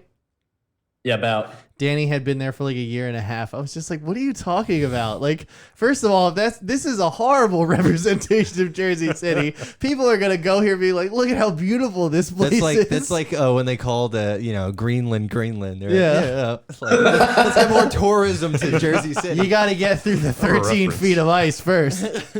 Then you'll see some green. Yeah. I think part of the reason that it's so like different and fresh and all that stuff is because like the people that made it are not like, the same cookie cutter people that have made other shows, like they purposefully went out of their way to like hire directors and writers and things like that are, have that unique perspective and like are like, children of immigrants and things like that. You know what is like that diversity will automatically kind of tell a different story, and that so like, I will I will tell you this. It was nice to see a new perspective. You know what I mean? On those last 3 episodes, because ultimately what the story is about, regardless if you take the powers out of it and the whole Marvel angle, is that this is a story about an immigrant family. You know what I mean? Like over generations leaving their home for whatever reason and coming to America and trying to be a part of their customs while also not losing their traditional culture.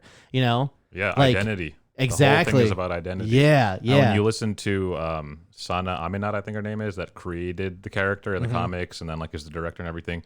She's like talking about that, like we're talking about like how these things kind of echo, like there's a lot of echoes throughout the story. Yeah. So Kamala Khan and her whole family, are talking about these like struggles with identity and like being exiled or coming to a new country, and the creator of Kamala Khan and the directors are also, a lot of them are also like children of immigrants and have also had these experiences where they're like struggling with identity, like am I New Jerseyan or am I Pakistani, or who am I now really, what's the very controversial quote? Well, it was controversial for a certain set of, I don't know, some people were mad, some people were very happy. The quote, I believe, was in the first or second episode. It was, my passport says Pakistan, but my roots are in India, I think is what the quote was. That her grandmother said? Yeah, but the mother also said it too in the beginning of the series. So that makes a lot of sense, that it's clear that they're struggling with their identity the entire show. And that generational trauma obviously transfers, because now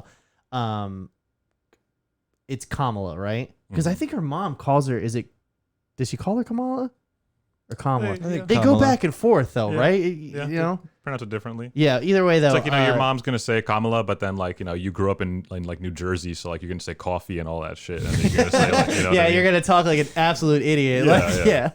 So, but I know that, but you see that same identity struggle, but it's from the angle of the superhero. You know what I mean? Yeah. Where she's like, well, now who am I supposed to be now that I have these powers? And I, like I said, I appreciate that they put that, they tie that so intrinsically to the family stuff, and the family's great too. I mean, the family is great. They did grow on me. With the moments when they're being like they felt like a real family the whole time. It didn't. Other shows where you have family elements and it's like, they did a good enough job, but this felt legitimately like a unit. Yeah. I had to look up the term beta Oh, beta. Yeah. It's just like It's an not beta endearing, like you think. Yeah. Well, that's what I did. I was like, "What's going on here?" I was like, Yeah. so I looked it up, and it's a term for obviously I think it's more for sons is like the Yeah, familiar or just term. like your children. Yeah, in but general. you can use it in general actually more. Yeah.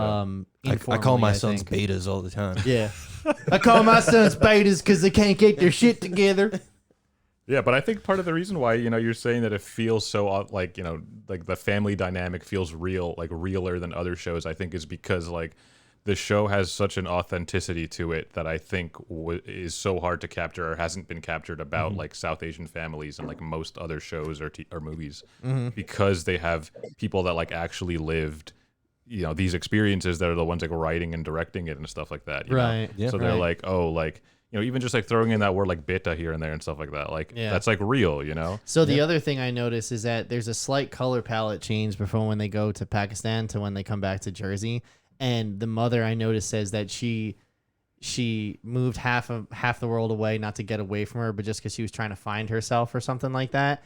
And it kind of dawned on me that maybe the color palettes are different because Jersey City seems like such a better, like less like repressive and oppressive place perhaps than living under her mother, that maybe you're seeing it from their perspective. You know what I mean? Interesting thought. Like, you know what I'm saying? That like, I don't know. I'm just saying. Yeah. Like that could have been a subconscious creative choice, but I did feel like when they went to Pakistan and they were back with the grandmother and the mother had run away. It just didn't look like they painted Pakistan in the same light as they did Jersey City. Right. And that might have had something to do with the storytelling. It's what I'm trying to say, Yeah. Sure.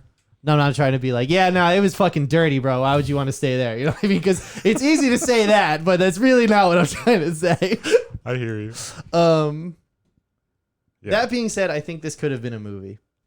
I mean, I feel like Not you could say that everything about needs to be a movie. every Marvel TV show Um, so far is like, well, more- did they just chop up movies? In the later ones, yeah. In some of the more recent ones, for sure. But I think like WandaVision was great as 8. Yeah, maybe that's like an 9 exception in a episodes. lot of ways. Yeah, but but like, I'm not Winter Soldier. Moon Knight for sure could have been a movie. Yeah. Where I think this one definitely would have done. This one serves better as a like episodic television, because if you're looking at it from like a movie perspective, one of my criticisms that I did have about it was just like kind of like the conflict. Like while there was multiple things of conflict, you didn't have like that one big enemy. You kind of had a group of them, but it wasn't like there was no central as threat. weighty as it should have been. Like it couldn't, like a movie wouldn't have held that, because it would have been like, well, like what happened almost. I also But the feel fact like that this featured so much around everything with the like the culture and the coming of age and the self-identity of everything, that really backed a lot of it that worked well in episodes, not as a movie format. Mike's always got to have a villain. You didn't think that the, how do you say, clandestines? Yeah. Clandestines. Were like Najima specifically was kind of a more core villain. I just think they kind of rushed everything at the end. It feels like old school Marvel, where everything is about the hero and who the hero surrounds himself with, and the enemy is a reflection of what the hero could be if they use their powers to not help other people. That's kind of where I'm at, because their whole thing was getting back to their dimension, even if it destroys ours. So like that's kind of like the selfish versus the selfless. Yeah. You know what I mean? Because she also had a bangle, right? That's kind of the deal, right? Well, there's two, but I don't think she had it. Yeah, no, I thought the whole didn't thing have the was same powers. Yeah, but she had another. But one, like, there's two bangles. Miss Marvel's got one. I don't think they showed the second one. No, Pat. So the way it happened was they were like, there are two bangles. They were like, oh, the British probably got one of these, years ago. Oh, the great grandma found it, took it, and hid it when she went and like hid off, and then passed it down to her generation. So that's why they needed that bangle to get back. There was a lot of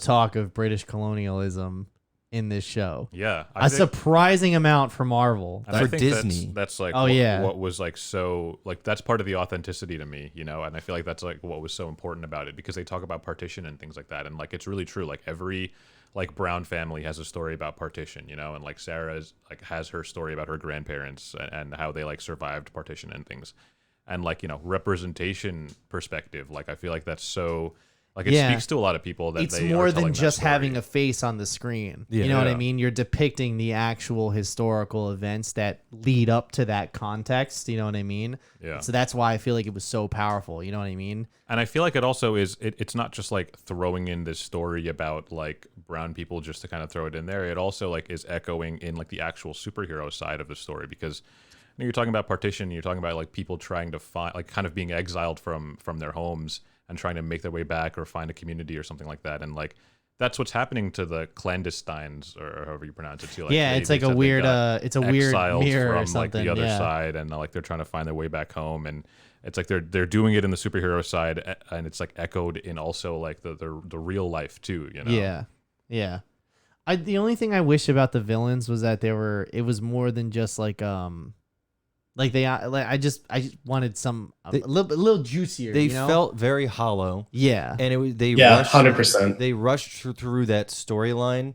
Where to me, I think let's say that the show was 8, 9, 10 episodes, they could have sprinkled in all the flashback stuff with what was the grandmother's name, or I guess Sana. the great grandmother's name, Aisha. I would have loved if the Aisha storyline was peppered in here and there before the like you get to the last 2 episodes and it's all just thrown at you. Yeah, and then that way they could have worked the clandestines in sooner. So that 5th episode when that one lady touches the lightning bolt or whatever, and she turns into crystals and then turns into a skeletal. I was like, whoa! I was not expecting that. And then the main villain, I don't know her name, but God, she looks exactly like animated Jafar. I could not get it out of my head with the way she was dressed. She was in Orange is the New Black too. Oh, really? Like I can't remember. She was one of the like bad guys. I couldn't stop thinking about it. It was so funny, but when she touched the lightning, she's like, I could close it, and touches, and then she becomes crystals, and then I was like, oh yeah, this is a TV show. Yeah, I was like, wait a minute. So why didn't the last one close it? And then you're like, oh, because they have to do this because they can't afford another way to do this. You know what I mean? Oh right, yeah. And that's the other thing too. The CG towards the last 2 episodes, whew, it was like sci-fi original movie. They definitely felt bad the last for Marvel. couple. They were like, we got no time left. To Yeah. finish. Did you notice the part? I think it was it was either 5 or 6. I think it was in 6. So it was like Kamala's mom shows up and there's the red mask dude is up on like a balcony. Yeah. And she's like, hold on, I'll be right back. And rather than showing her going, they just cut away and mom looks up. It's like they had no time or no budget left to do this. Yeah, and they do it in the reflection of the glasses or the eyes. Yeah. Interesting. It's a fun way to get around it, but I remember thinking, they either don't have footage for this or they don't want to pay for this. I know. I saw this like the skull and I was like, oh god. Oh, and then like at the end, I did really like the SFX around when they incorporated like the text messages and like the kind of background communication into actual scenery. I thought that looked amazing. And I was watching some interviews. That was like one of my favorite parts. From the directors, and they were talking about how that was something that they like really wanted to incorporate because they said that they were super inspired by Spider-Verse. Oh, cool. And they were like, all right, we're going to put together a whole presentation. We're going to pitch it to Kevin Feige, and we're going to see if he likes it. And apparently he did. But yeah, I also like that a lot too. And I also feel like that kind of played into like the coming of age story and her kind of, her vibe. So her powers at the end kind of made her look like this, no? Go ahead and switch over. Look at those hands and those legs. You know what I mean? Come on, I'm not lying right now. What is this? Less what am I wet. looking at? This is God, what's his name? This is Chaos from Look at the green one. I like the green. Yeah, this is Chaos from Sonic Adventure. I just you don't remember how when she gets stretchy. That's the very last she gets episode. Remember, there's one part where she raises her hands and gives a peace sign. Yes. And I remember I was like, oh, like it was just like it's like seeing the alien wave at you. You know, you're really like, oh, I don't know how I feel about that. Her hands looked exactly like this, and so did her feet.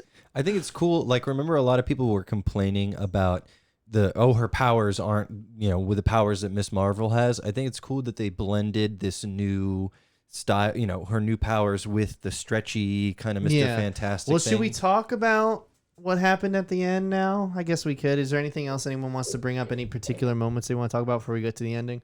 No, the other thing I was just gonna say was like, I think, you know, we were talking a little bit about how like, why do they always have to force everything into like 6 episodes and things like that? And I feel like this is like, Miss Marvel's such a good example of like why that shit like fucks things up. Yeah. You know? Because like, I agree, like damage control, you know, and like if they're like a quote unquote villain, and also like the clandestines, like they could have totally explored the villain arc so much more if they just gave them time. Yeah. You know, and it feels like, I kind of feel like the directors and everyone were kind of, they felt like they had so much on their shoulders to tell a story from like a perspective of people that don't often get their stories told. So they wanted to talk about partition, and they wanted to talk about like, you know, multi-generational trauma, and they wanted to like, you know, go to Karachi and like film in these places. And they also wanted to talk about superheroes in Jersey City, and then they also had to fit in bad guys. So it's like too much. It's like so much weight on your shoulders to like tell these stories when you have such a platform and that you don't usually get. That's kind of the way I kind of describe it is like old school Marvel, where it's like, man, this is a beautiful beach. They got cheap free drink, or they got good free drinks. The sun is shining. There's a nice breeze. Everything's awesome. And then you get to the water and it's just not that deep. You know what I mean? It's just really not that deep.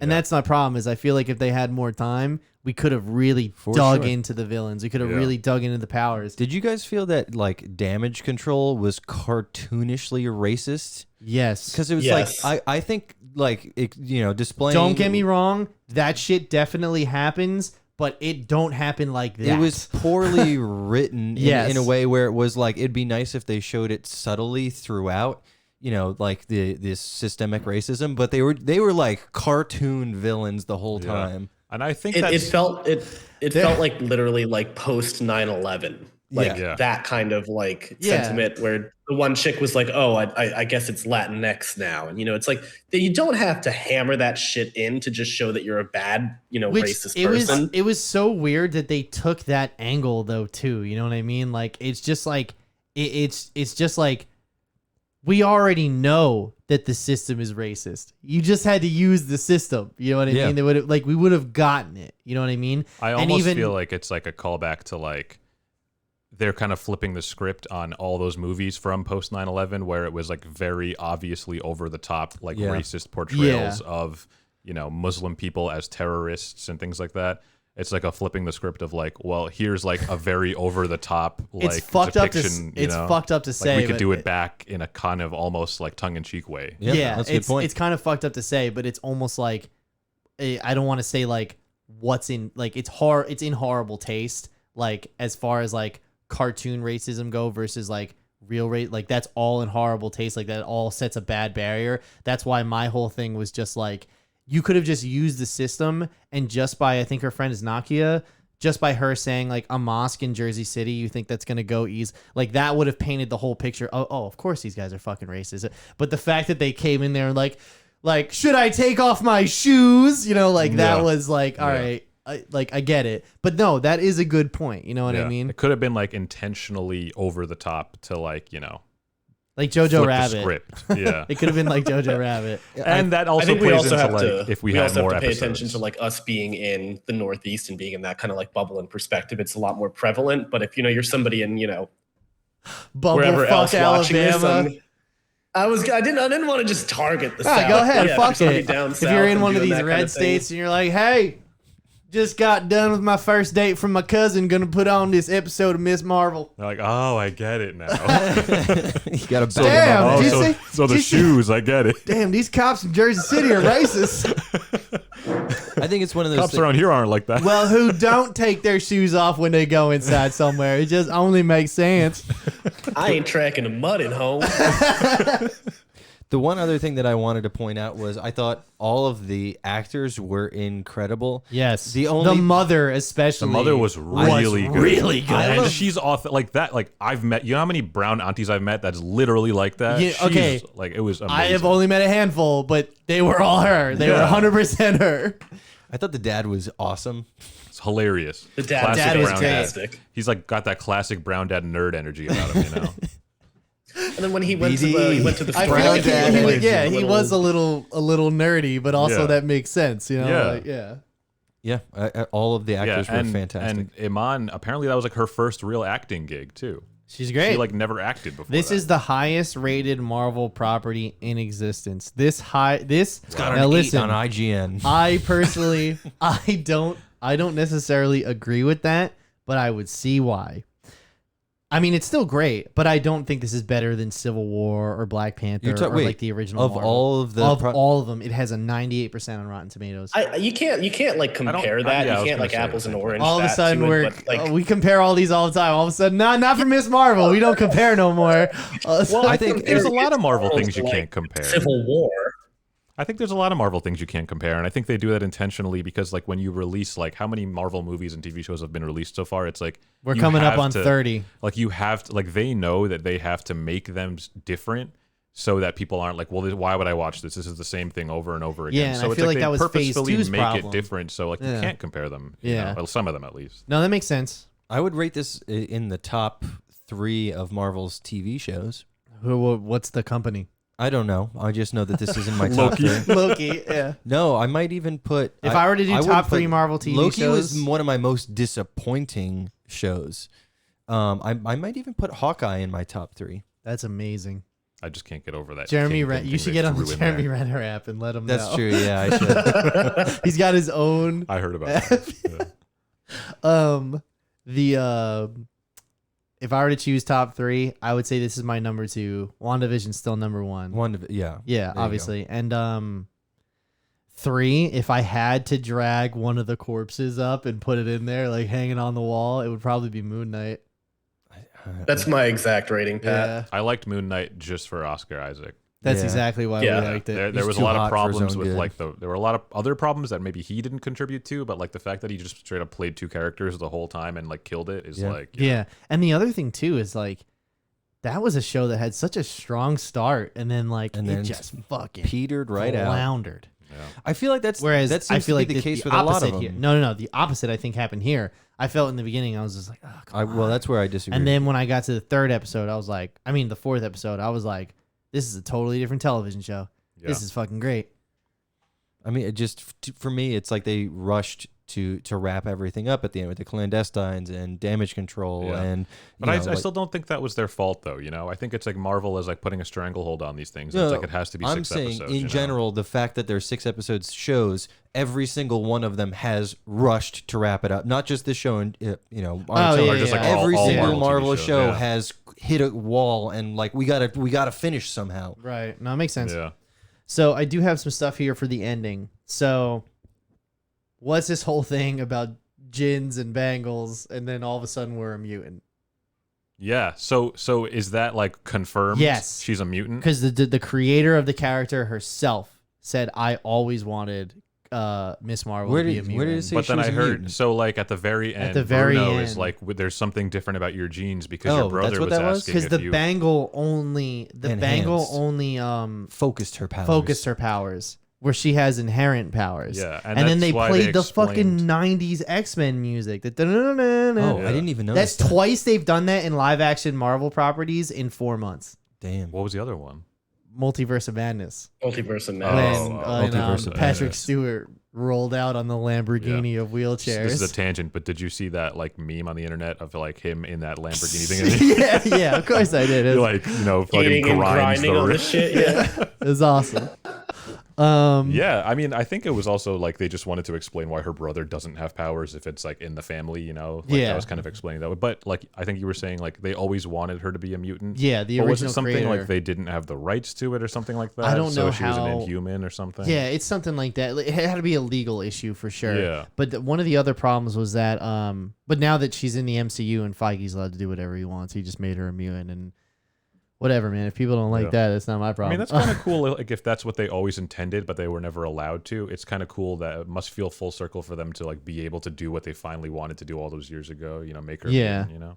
Mutant, What's the deal with the post-credit scene? What happened? I forget. She just sneezed into Brie Larson.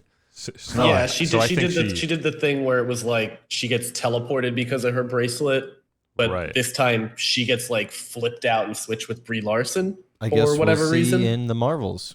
So the bangles I was reading. I'm not super up on my lore here on the comic books and stuff. Everything you say from this point on is now law, so you better be right.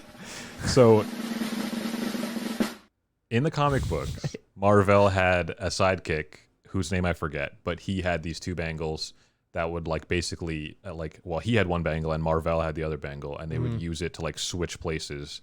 That was the power of the bangle, so they could. They would do a Freaky Friday. Yeah, they would do a Freaky Friday. Actually, not a Freaky Friday because their bodies. It's weird would how also that comes switch. up a lot. Do you remember the original Freaky Friday joke? No, I don't. I'll remind you after the show. And I would switch its place with somebody at Woods Theater. That's your clue. I don't know. Joey Apatow? Yeah, no, it wasn't him.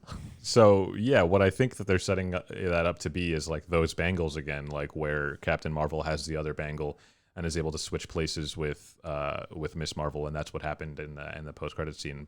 And I think what they were talking about from the comic books is the one person gets pulled into the real world, and the other person gets pulled into I forget what it was called in the comic books, the negative void or something like that. Negative zone, which I think might be on the other side of the veil, where the clandestines are from. Shit. She might have been pulled into their world, and Bree is now in her world, and they're gonna. Where'd she get the bangle though? I guess Bree's been out here. Bree's been doing whatever Bree's been doing since we last saw her. Yeah, literally. She went to some other Earth They stole it 808 first. and yeah. Yeah, it belongs in a museum. That's Mike. Killmonger's moniker, right? It's just I'm gonna take it back. They're like, what? Yeah, you stole this first. I'm But gonna it's take Brie it home. Larson in the mask. Yeah. So yeah, I think we might see the second bangle with Brie Larson. But what about Monica Rambeau? What about her? She's in the Marvels too. Yeah. Where'd she get a bangle? I don't know. I don't think she I has guess a we'll have to bangle. see it. Yeah, but she's. I think y'all the are Marvels not is supposed to remembering. be Monica, Kamala, and Brie Larson. what's her name? Carol Danvers. There we go. Yeah. Carol There we go. Baskins. Carol Baskins. Carol Baskins. Dude, actually, that would be great. Carol's got the other bangle. Let's get her. What's up, all you They're cats and fighting kittens? off tigers. Dude, Quick to the septic tank. Anyway, Joe Exotic is the villain. no, he's the hero of that story. He's the Tiger King. Regardless of the fact of how he treats people. Anyway, what are we looking for the future though? What do you guys think? Obviously the three of them are going to team up. I don't know if you guys are familiar with her work. Nia DaCosta, she's directing the Marvels. She worked with Jordan Peele. They wrote together, produced, and she directed the newest Candyman movie. Did you see that? Nope. Did you see it? Mm-mm. Absolutely excellent. You guys should I was definitely out check that it out. It's another movie that talks about a lot of racism and systemic issues, but also wraps it in the Candyman lore so intrinsically that I don't think that they could have done a better. Just me talking about it now, I'm like, is that movie streaming somewhere? Because I got to watch that movie again. It's really good. But yeah, that maybe hopefully, in this new movie, obviously, I think they're still gonna. I'm hoping they carry that tone of putting on diversity, but also showing the context of that diversity. You know what I mean? I don't want this to get lost because I feel like that's what was so special about this. You know what I mean? Yeah. I don't know. I don't know if the movie is gonna lean so much into this authentic depiction of of Kamala and all these things, because it's not only about her anymore, Yeah, and the star of the show is Captain Marvel. For sure, at that for point. sure. So it might I think maybe I'm not going into it hoping representation, identity, and all these things maybe as much, because I don't think that they're maybe gonna she's just a sub character at best, at this point. But Red Daggers, actually seeing more about them and seeing maybe, more yeah. about They were cool. what's happening with Kamran, Oh, because yeah. we thought that Sarah and I, when we were watching it, we thought, is this his villain origin story? Oh, maybe, yeah. So, and I don't think, I think they kind of played it off no, maybe there's still hope for him, but it seems like he's the type of guy that could easily become bad guy still. You know what I mean? He's got bad guy potential vibes, all over him. I would love to see. I was thinking about that too. I'm glad you brought that up because I would love to just see him become a Red Dagger and just see him get do his own adventure. I don't want to see him be a bad guy. I'd love to see him as a almost like a vigilante good guy. Yeah. Yeah, I think that like the red daggers are something that they like introduced that like definitely needs to be like fleshed out a little bit more, and like they were talking about how there's a lot more of them, you know. And I would love to actually see like the world on the other side of the veil, you know. If we think that that's where Kamala like, you know, teleported to, I guess we might be able to see that in the next movie, you know, if that's where she is right now. Yeah, hopefully. Well, we're just gonna have to wait till the Marvels comes out. Let me just look up the Marvels release date. I think it's July 20 next year. Yeah, July 28th, 2023. So we'll just have to wait a full year. I know. I wonder if they're gonna do anything with like the You'll be back, right? You'll be Marvel back. stuff. The what? What'd you say, Mike? I said I wonder if they're gonna do anything with like the Annihilation event stuff. With like the negative zone and what is his name, like Annihilus or something, or Natalie like Portman as the next in Annihilation. Not Natalie Portman. It's the next big villain, dude. Oh yes. I feel everything to me looks like Secret Wars right now. Secret Wars and Kang is what it looks like to me right now. I don't think they're gonna go that way. I mean, they might be setting it up. Who knows? I mean, Doctor Strange is going to that dark dimension with Charlize Theron. So I don't care about that shit. That was the biggest. I don't know if this is maybe too dramatic of me to say, but that was the biggest Marvel disappointment I've ever seen. Have you heard him? This man curses out Mickey Mouse every time he's brought up. And not just like, to hell with Mickey Mouse. It's like, fuck Mickey Mouse. He can suck my wang. He's the worst. I hate him. Get the fuck. Like, so no, nothing you say is too dramatic on this show. Yeah, I mean, I know we're not talking about Multiverse of Madness, but on a small tangent, that was like one of the most disappointing Marvel movies. I'm trying to. I don't really. Even, yeah, I was so disappointed. The whole movie itself. The whole movie. Wow. The entire thing. I didn't. It's so weird. I feel maybe not the very beginning. Like when they were setting things up, like I was like, oh, this could go in a good direction, but like towards like, you know, the second act and then onward, I was like, no, this is. That's crazy because out of the two newest ones, out of the two ones that we got this year, Thor and Doctor Strange, I think Doctor Strange is like one of their best in Phase 4, whereas Thor I think is easily one of the worst. I didn't see Thor yet. Well, what do we have? I gotta watch it. In Phase 4, it's Thor, Multiverse of Madness, Eternals, Black Widow. Does that count? Yes, that's the first one in Phase 4. Which I mean, it's retroactively. No, it's Phase 4. It's Phase 4, but it took place in Phase 2. No, that was Phase 3. Phase, whatever, yeah. But that was also Shang-Chi. Like Shang-Chi was excellent. Shang-Chi's excellent. Shang-Chi. Spider-Man's excellent.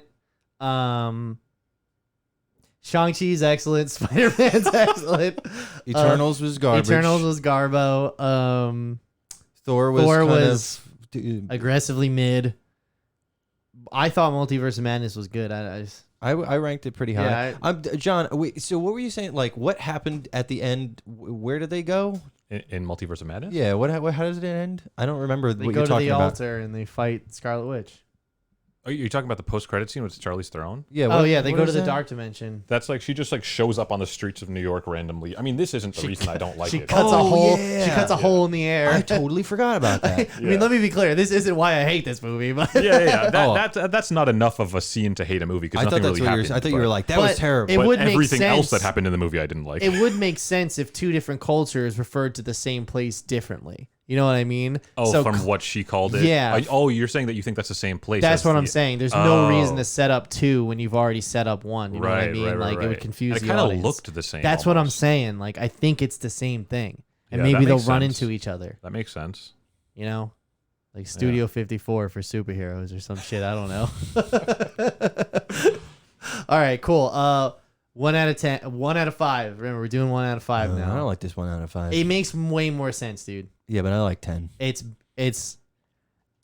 1 is garbo, 2 is bad, 3 is average, 4 is good, 5 is great.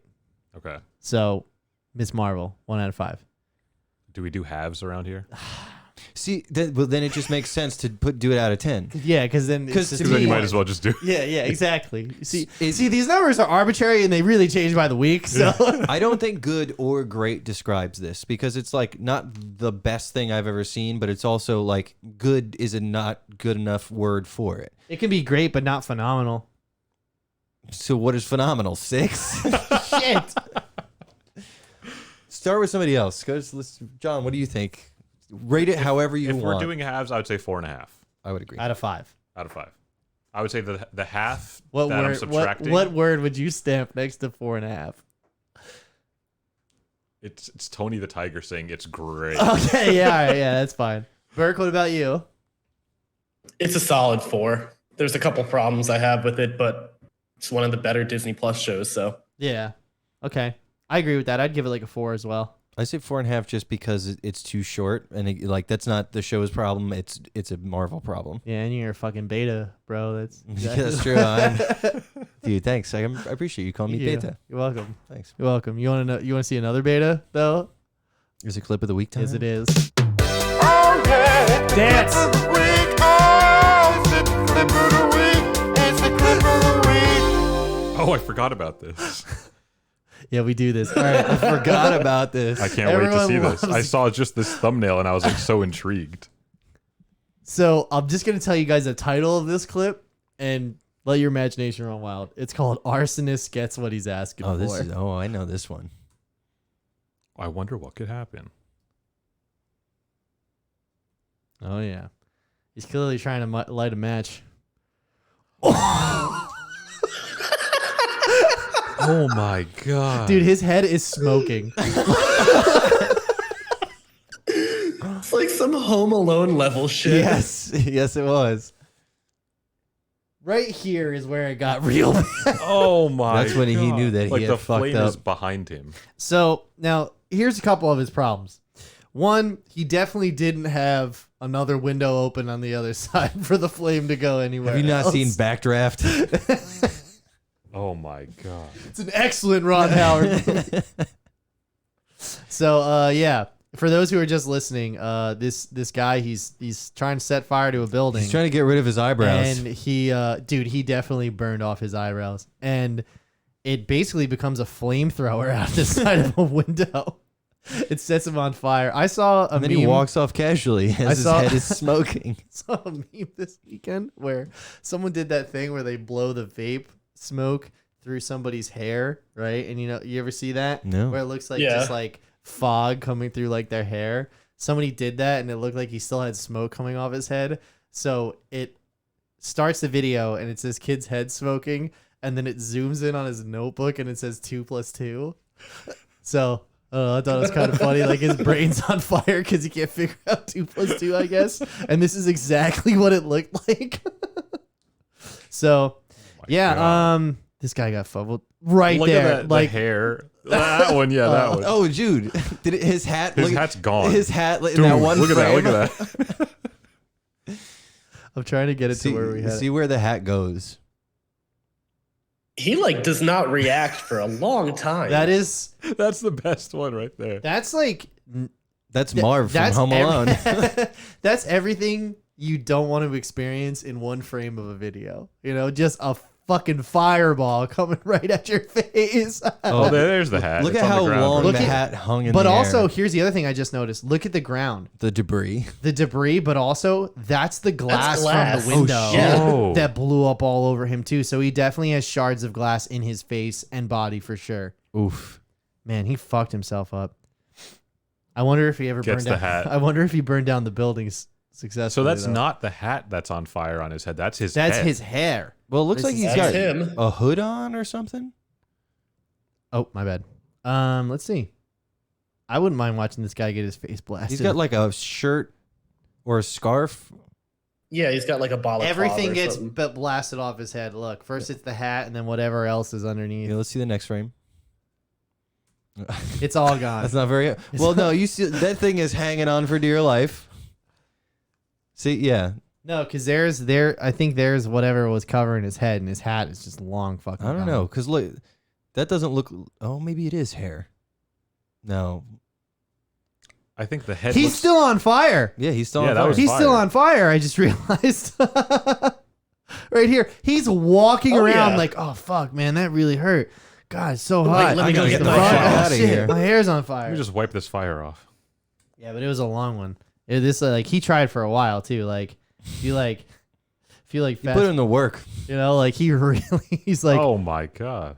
I'll dump gasoline all in here and then blow my own fucking face off and be a good time. So yeah, so that's the show. How'd you enjoy yourself? I had a great time. Yeah? Did you? Yeah. Okay. We'll see. Here's the thing. We'll see. Here's the thing. See if you like the edit. Here's Anyway, Just cut me out the whole thing. Every time you go to talk, we just cut around you. All right. Thanks everyone for tuning in this week.